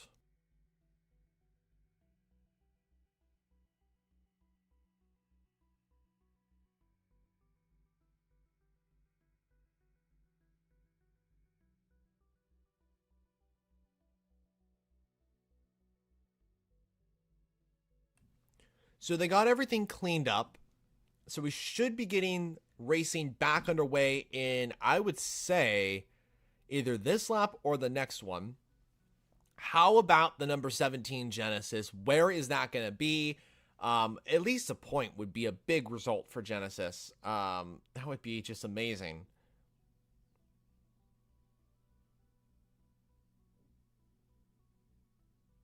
We had a comment coming in saying, I'm pretty sure the 88 got a drive-through penalty. You know, that would make sense. That would explain things. It's possible that is the case. Hey, we got 100 viewers. Thank you guys so much. I appreciate that. Everybody here at FJ Endurance does. It really means a lot. Now 105, so that's great to see. The other stream as well has got 40,000 views. That's great to see. Let's see, where are we? I was, if you're wondering, if you're a longtime subscriber or someone that watches the racing here at the channel, you probably saw that there's not been a lot of content for Spa this time round. It has been great to see. Oh, as we have safety car in this lap. It has been great to have. It's been great to have Spa on a different week compared to Laguna. But still, there's been so much content that I've had to put out from Laguna that I just have not had time to make content for Spa. So I'm also gearing things up for what's coming because that is going to be huge. Okay, safety car in. This is most likely going to be the final restart for this event, although we've had some chaos in the past here at Spa in these closing minutes. Robin Freins is going to go now. Wow, that was an early way to go. So it is Robin Freins that leads away the number 15 BMW of Kevin Magnussen. Magnussen under pressure from Antonio Fuoco, who's trying to make it into P2 and get a Ferrari further up the order. Watch out for Kamui Kobayashi in the 7 Toyota as well. Again, the top 6 are kind of in the league of their own, which is really interesting. The Genesis is holding up the rest of the entries. Please, Pete Boderani, please just keep it going, keep it going. And now we have a look at the virtual energy. So we finally have confirmation of what is going on with the Genesis. It does not need to go. It can go to the end. I think it can go to the end. So it's okay. So this is good news for them. The question is, can they hold up these other cars behind? Elsewhere, the 007 Aston Martin seemingly is in a battle with the oh no, down the order, it's happened again. The 35 Alpine has made contact with the 007 Aston Martin, the second car for the second time in a row. There's been contact. The 35 Alpine went into the wall. Oh my goodness, it's happened again. Here comes the 83 Ferrari on the 17 Genesis as the 83 gets ahead. It has happened again. I cannot believe it. The 35 Alpine clearly has damage. Oh my goodness. Oh my goodness. The Alpine and the Aston Martin tangle again. This time it's the second Aston Martin riding on board with the 35 Alpine of Antonio Felix da Costa. Oh, he goes wide and spins. And there's contact, I believe. Oh, wait, no. Is there contact? Where's the 007? Where's the 007? Where's the 007? Oh my goodness. I think the 007 just barely avoided that. I want to see an onboard of Tom Gamble there. Oh my goodness. The 35 Alpine drifting down the order. This is a nightmare for the Alpine Endurance team. As it was for Peugeot, this is French. This is horrible for the French brands. All the French brands who were up at the top at the start of this race are now down the order. What a change. What a change. Oh my goodness. This is just this is drama. Magnussen continues to hold up Fuoco and Kobayashi. I don't think there's going to be a safety car as the 35 obviously going to come in. Da Costa most likely going to retire that car. Oh my goodness. Drama here at Spa for the second time in a row. On the safety car restart, there's been contact or at least drama involving an Alpine and an Aston Martin, and it has been involving the 35 each time. I don't think the 007 had a part to play in that. It just got really close to making contact. Here comes the 36 Alpine, meanwhile, on the number 8. So the 36 is flying the flag for Alpine. And again, it's the second car that is the car flying the car flying the flag for the manufacturer. Peugeot lost their main entry in this race. Alpine have now done the same, and Cadillac have also lost an entry as well.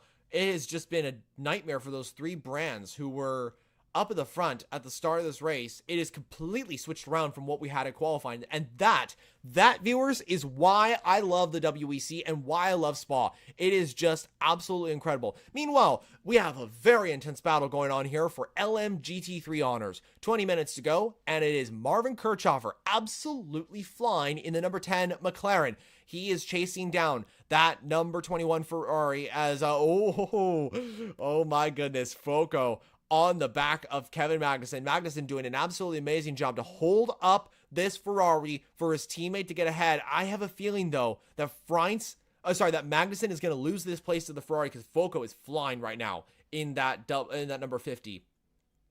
Gamble is trying to chase down these entries as well and try and get his Valkyrie in the fight for the podium, which would be huge for the 007. Remember, the 009 has been the car that has been up there. And remember, as I said, the car that was spearheading the lineup in each of these lineups for here at Spa has run into problems.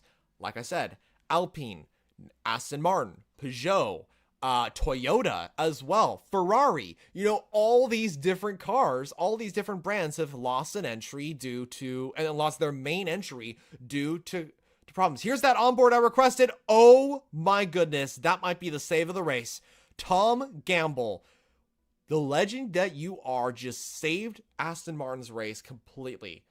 He just saved them. He saved the heart of racing by making what was the craziest saves I think I've ever seen here in 2026 at Spa. It might not be the craziest saves that we have seen at Spa, but it was still a brilliant one. Wow, that was special. Tom Gamble, round of applause. I won't clap because it's really loud. But Tom Gamble, P5 at the moment.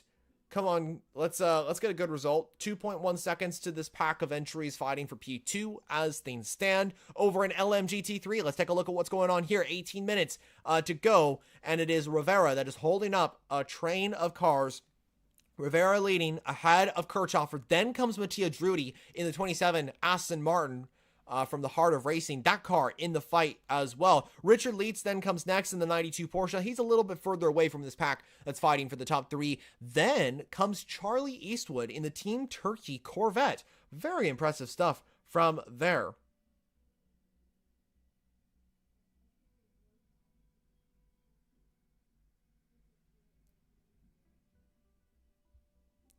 Robin Freins continues to lead ahead of Kevin Magnussen and Antonio Foco. That is the top three as things stand. Kobayashi in this fight as well. Remember, do not count out the Japanese driver. He is one of the best racers in this field. Always is a player in this battle for some sort of result.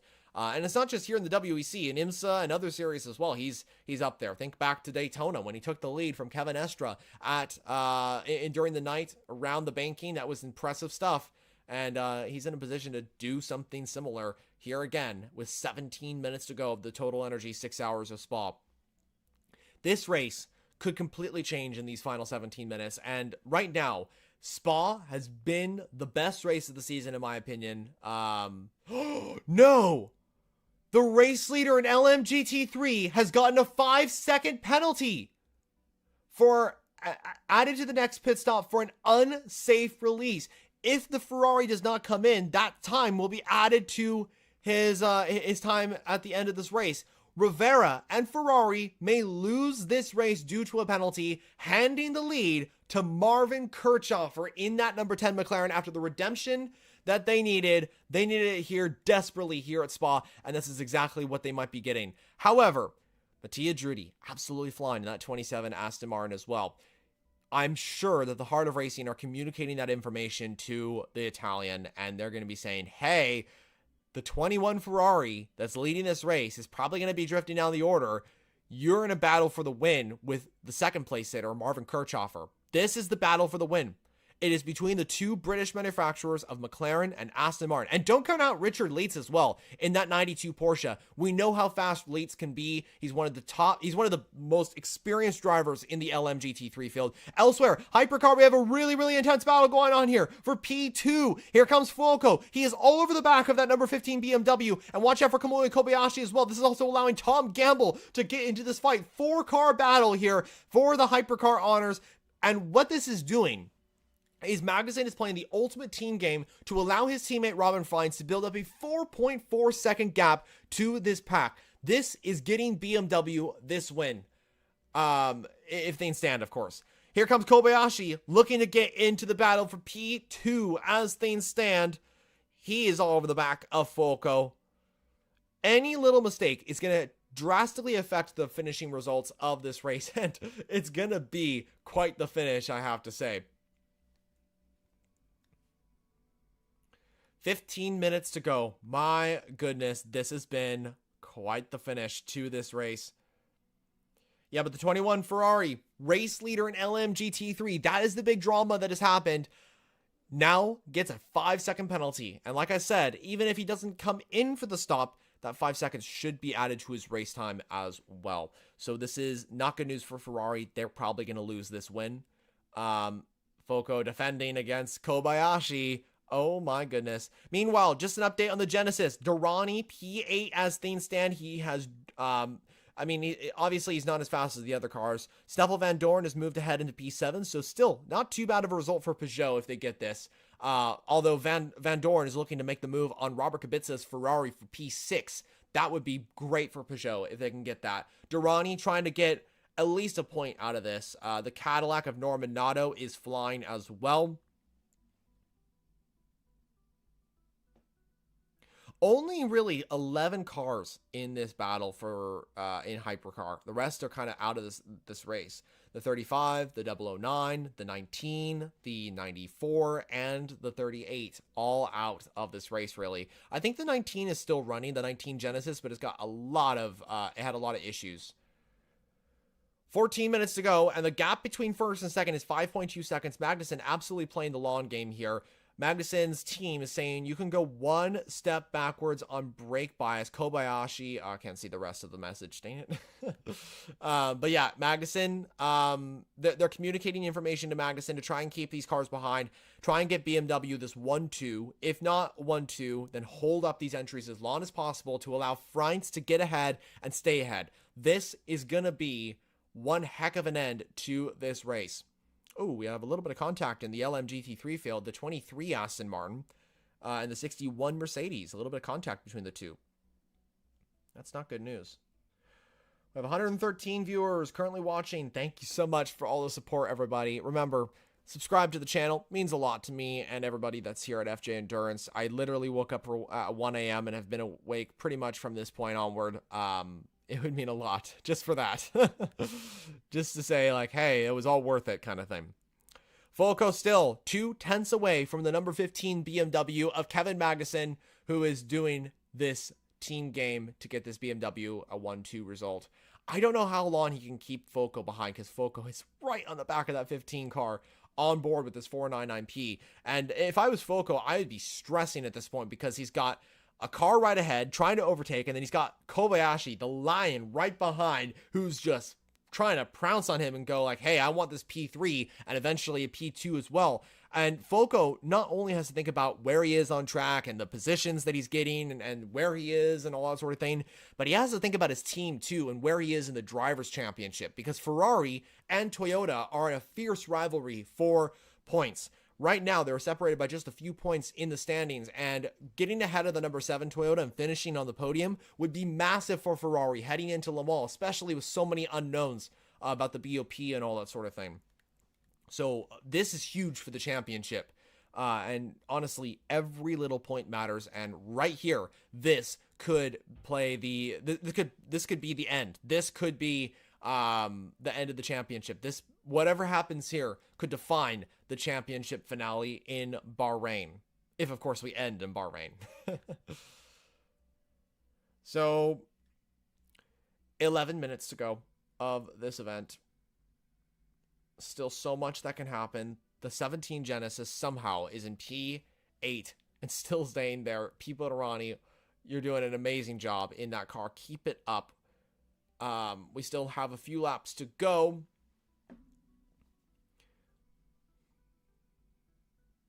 I think the 35 Alpine is also still out on track, but is down the order and not getting any points today, which has been, it's such an unfortunate situation. And that's just the reality of the WEC and Spa, is that anything can happen. And that is why we love the WEC so much, is that anything can happen.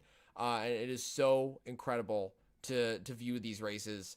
Even if it means waking up at 2 a.m. in the morning or whatever, I will do it every single time, because not only am I doing it for you guys, but I enjoy what is going on here. I truly do enjoy it because it is just pure racing. This is racing, not some artificial stuff or anything like that, or I don't know. I'm looking at F1 in particular, where we have Mercedes just kind of obviously being the favorites each week. This is pure racing on the global stage, and so I don't know. I love this. Stefano Gattuso has gotten the Wingfoot Award of the day, so that's great for him. He's in the 88 Ford Mustang. He's done a great job, really has. I think that he's currently in the garage right now. I think his teammate, Logan Sargent, is currently in that car. But unfortunately, I don't believe they're in the top 10. So that's a little unfortunate. So Ford also gonna probably not get a good result here, which would just be a shame. It really would be. Because Ford has such a competitive pace at the start of this race.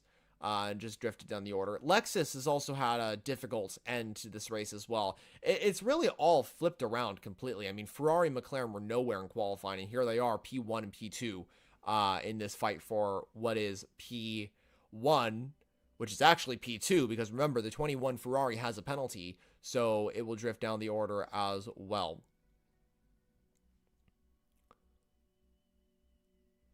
The gap between 8th and 9th as well in Hypercar is 7/10 of a second. So Norman Nato is on the back of Pipo Derani. Buemi and Victor Martins are right behind as well. So it's not all over for Derani quite yet. He could still lose this P8.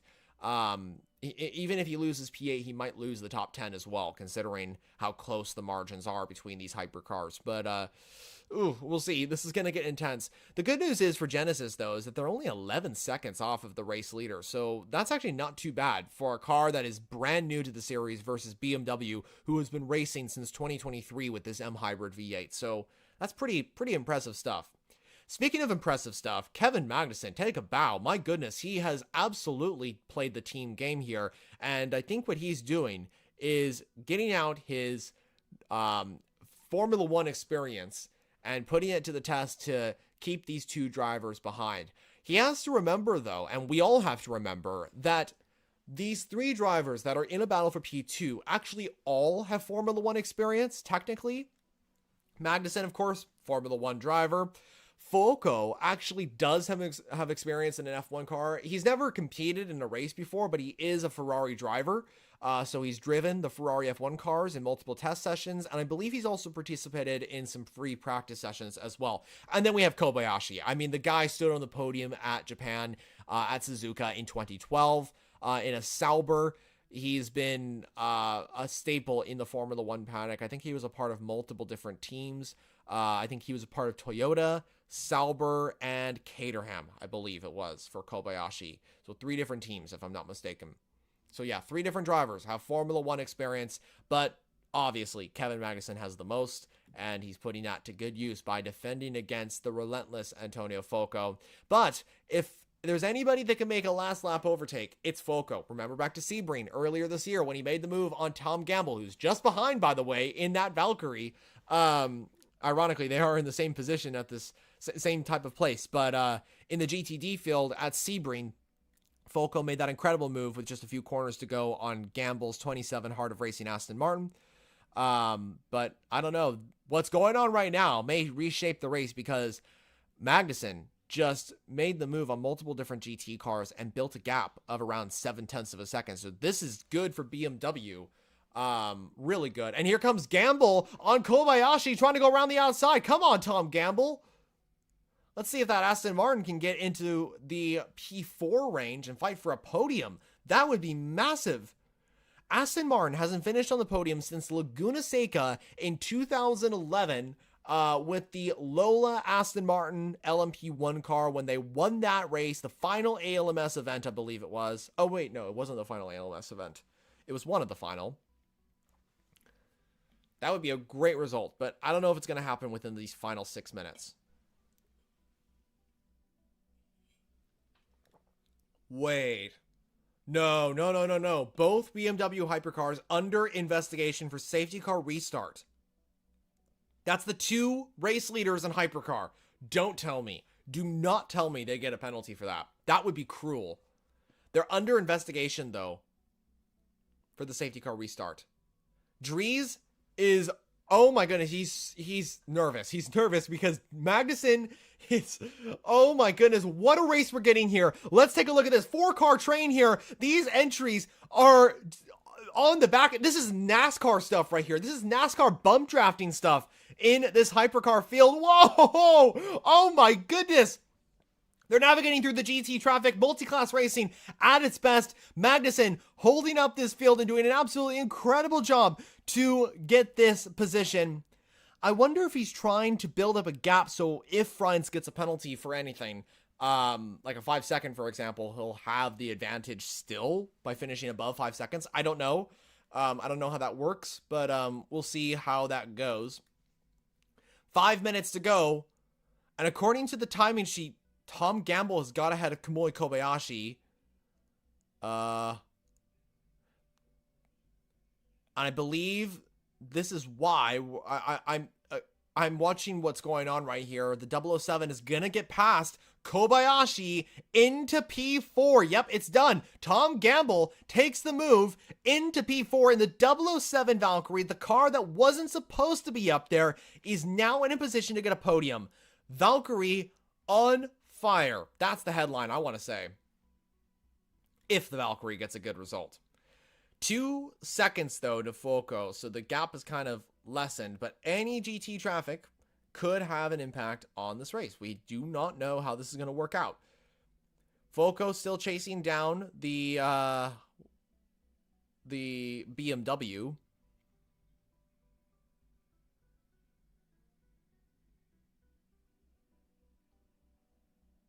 Only 13 hypercars on the lead lap. Everybody else is stopped and done. 3 minutes and 35 seconds to go of the Total Energy 6 hours of Spa. Gamble trying to make his way through GT traffic to try. Oh, wait. Oh my goodness. I saw some. I'm sorry. I saw some dust right where the BMW was, the 20 BMW, the car that was leading, and I thought it was smoke coming out the back, but no, it was just a car going off the track right at that point. Oh my goodness. Do not give me a scare like that, guys. Just bring it home safely. Come on, BMW. You're like my favorite brand here in the WEC. That was so scary. Samuel says the Lola Aston Martin finished on the podium at the 2011 Petit Le Mans. Oh, I think you're right. I think you are right, actually. I think Laguna Seca's race took place a couple of weeks before that. So I think you are correct. Yeah, so it would be, well, anyway, either way, it is the 2011 race when Aston Martin last got a podium, or 2011 season. I thought it was Laguna Seca, but I think my math might be incorrect. I think Laguna Seca's race took place in September, and Petit Le Mans took place a couple weeks later in October. So a little bit of a miscalculation, I guess. Gamble, still a couple seconds away. I think P4 is going to be it. The battle for P2 still rages on. In LMGT3, the gap is still under a second, so Kirchhoffer in a position to take this win from McLaren. What a redemption arc this would be if McLaren and Garage 59 did this, because remember, they had such a heartbreaking end to that race at Imola, where they were dominating the whole thing. This would be, I think, redemption, and I think it would close the chapter on that horrible experience they had at Imola. We will see how it goes. 1 minute and 44 seconds to go. We're going to get the white flag in just a bit. I think this should be the second to last lap. And once Frines comes across the line, it should be the last lap of this race. Magnussen, you have to hold up Foco for a lap and a half, and then you are good. And it's a BMW 1-2 here at home in WRT's home place of Spa. Oh my goodness, this would be such a good result for BMW. Please let it happen, please. Durrani still P8. Genesis looking for their first points of the season. Unexpectedly, it's going to be a couple points, not just 1 point. They're going to finish ahead of a Cadillac as things stand and a Toyota.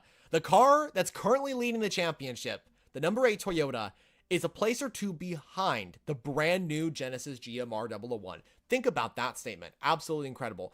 Final lap begins. Robin Frines starts the final lap for BMW M Team WRT.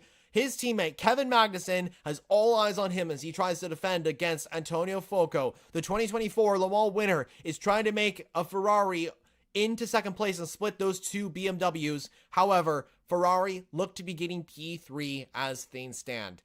Anything can happen though, so who knows? But right now, as things stand, it's looking like a BMW 1-2 with Fuoco in P3. Rivera should be moving down the order in the 21 Ferrari, unfortunately, with Kirchhofer being promoted into P1. It's a similar story, unfortunately, to what happened with the Ferrari camp at Coda last year with the 54 Ferrari.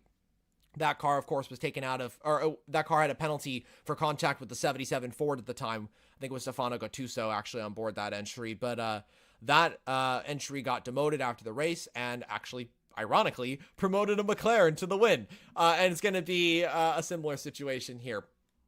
Coming into pool, and it is Magnussen still leading over Fuoco. Please let this be this. This would be great. Great for everybody. Gamble still holding off Kobayashi, who seems to be finishing in P5. Then it comes Robert Kubica, Stoffel Van Dorn in P7, so that's pretty okay for Peugeot after a difficult race for them. Pironi, P8. What a result for them if they're going to be able to do this. Here comes Fuoco, though. He is on the back of Magnussen. In the final corner as we come. Let's see how this goes. Here comes Antonio Fuoco in the number 50 Ferrari. He is flying, but I think that might have been it. I don't think there's anything else that Fuoco could do. So, with that said, it has been a long time in the making. BMW M Team WRT returned to the WEC in 2024. The M Hybrid V8 was a new car at the time, but it is now an experienced entry as Robin Freitz comes across the line to win for BMW at WRT's home event here at Spa. Robin Freitz, Rene Rast, and Sheldon van der Linde win. It's a BMW 1-2 here at Spa, with Magnussen successfully holding back Fuoco to win this race, or to allow BMW to win this race. Freitz wins. BMW M Team WRT win Spa. Absolutely incredible stuff in LMGT3. It's redemption day for McLaren and Garage 59. Marvin Kirchhofer brings the number 10 car across the line. He's promoted to first after the penalty for the 21. It's Marvin Kirchhofer, Antares Al, and Tom Fleming in that number 10 McLaren 720S that win ahead of the 27 Heart of Racing Aston Martin and the 92 Manthey Porsche from the Bend. Absolutely incredible stuff from everybody, but wow, BMW 1-2, and keep the applause going for Genesis. Pipo Derani held on for P8, Genesis's first points in the WEC, and what a way to do it on their second race in the championship as well. Wow, I am shocked at what I've just witnessed. That is absolutely incredible. It is P1 for BMW, and it is not just the win, it's a 1-2 here at home for WRT. What a statement. What a result for BMW. They just obliterated the record. It's BMW's first win in the World Endurance Championship in the top class. What a result for them. They truly, truly deserve it. WRT took over the IMSA operations and said that, hey, we're expanding our WEC effort as well. We're expanding into IMSA, but that didn't mean that they were gonna let go of the WEC side of things. They're going for the full picture, and that is to win overall and win this championship as well. BMW back on top on the world stage. It is BMW's first win in motorsports overall, or BMW's first win in endurance motorsports since the 2000 event at Laguna Seca in the American Le Mans Series, when Jorg Mueller and I think it was JJ Leto took the win in the number 42 BMW V12 LMR.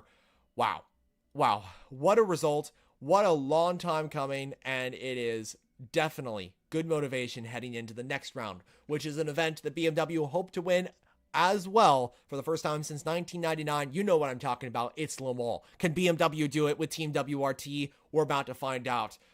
Wow, what a result for everybody here at WRT.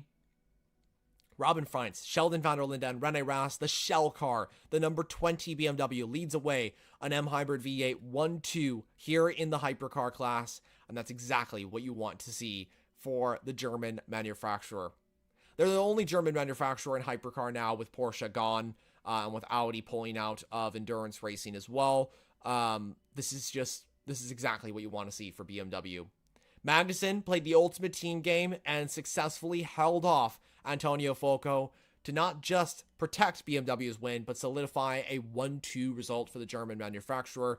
And what a result for the Bavarian brand, because they are taking a 1-2 in their first overall WEC win. Wow. What did you guys think of that event? Was it exciting? Let me know all your thoughts in the comments down below. About 170 people watching right now. Hey, thanks so much, guys. Really appreciate that. Thank you for David coming on this stream earlier. And yeah, absolutely insane. I knew that BMW would be up there, even though they had a bad qualifying. I just didn't expect it was going to be P1 and P2. The camera's focused to Genesis as Pipo Derani goes like this because it is a points finish for Genesis Magma Racing on their WEC debut here at Spa and their second appearance with this GMR 001. What a commanding effort from Genesis, and just shows that even though they got lucky, it is still an upward trajectory, and they have really started to make headlines when it comes to this new program. What a result for them. What a result for Derani, Matthias Eupert, and the veteran himself, Andre Lotterer, in the number 17 GMR 001. Derani back in the points, back on top in the World Endurance Championship. The last time he was here in the WEC before Genesis was with Action Express Racing with Cadillac, and before with Glickenhaus in the hypercar class. But it's great to see him having some fun and enjoying endurance racing once again, and proving that he and Lotterer, as well as all the other drivers affiliated with this program, made the right call. The 20 BMW comes down the pit lane to enjoy WRT's home race win, and it's a 1-2 as well. I mean, just amazing. Sheldon van der Linde, Rene Rast, and Robin Freins win again in the World Endurance Championship. I think it's Sheldon van der Linde's and Rene Rast's first victory in the WEC. Robin Freins has won before in the LMP2 class. He's won, of course, the championship in the LMP2 class. But this is all of theirs first overall win in the WEC as well.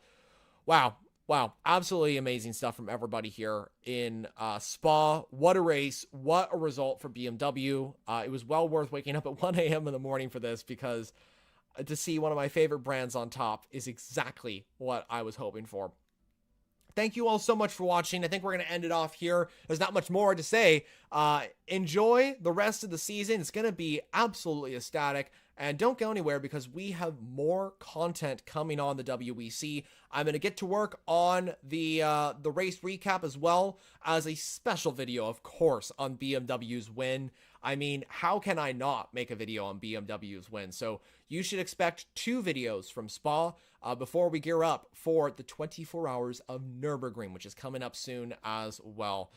Guys, thanks so much for watching. I am Jonah with FJ Endurance. David joined us earlier for the streams, and like I said, we'll be back for more WEC action. But the big thing is that this event at Spa marks the final race before the big one, the 24 Hours of Spa, and BMW just showed that they are here to win the full races, and this is great motivation heading into the French Classic as well. Again, thank you so much for watching. Have a great rest of your day. Enjoy the future races, and I'll see you back on the channel for the 24 Hours of Nürburgring next week. We'll be covering that, of course, live, so make sure to tune in to all of our streams.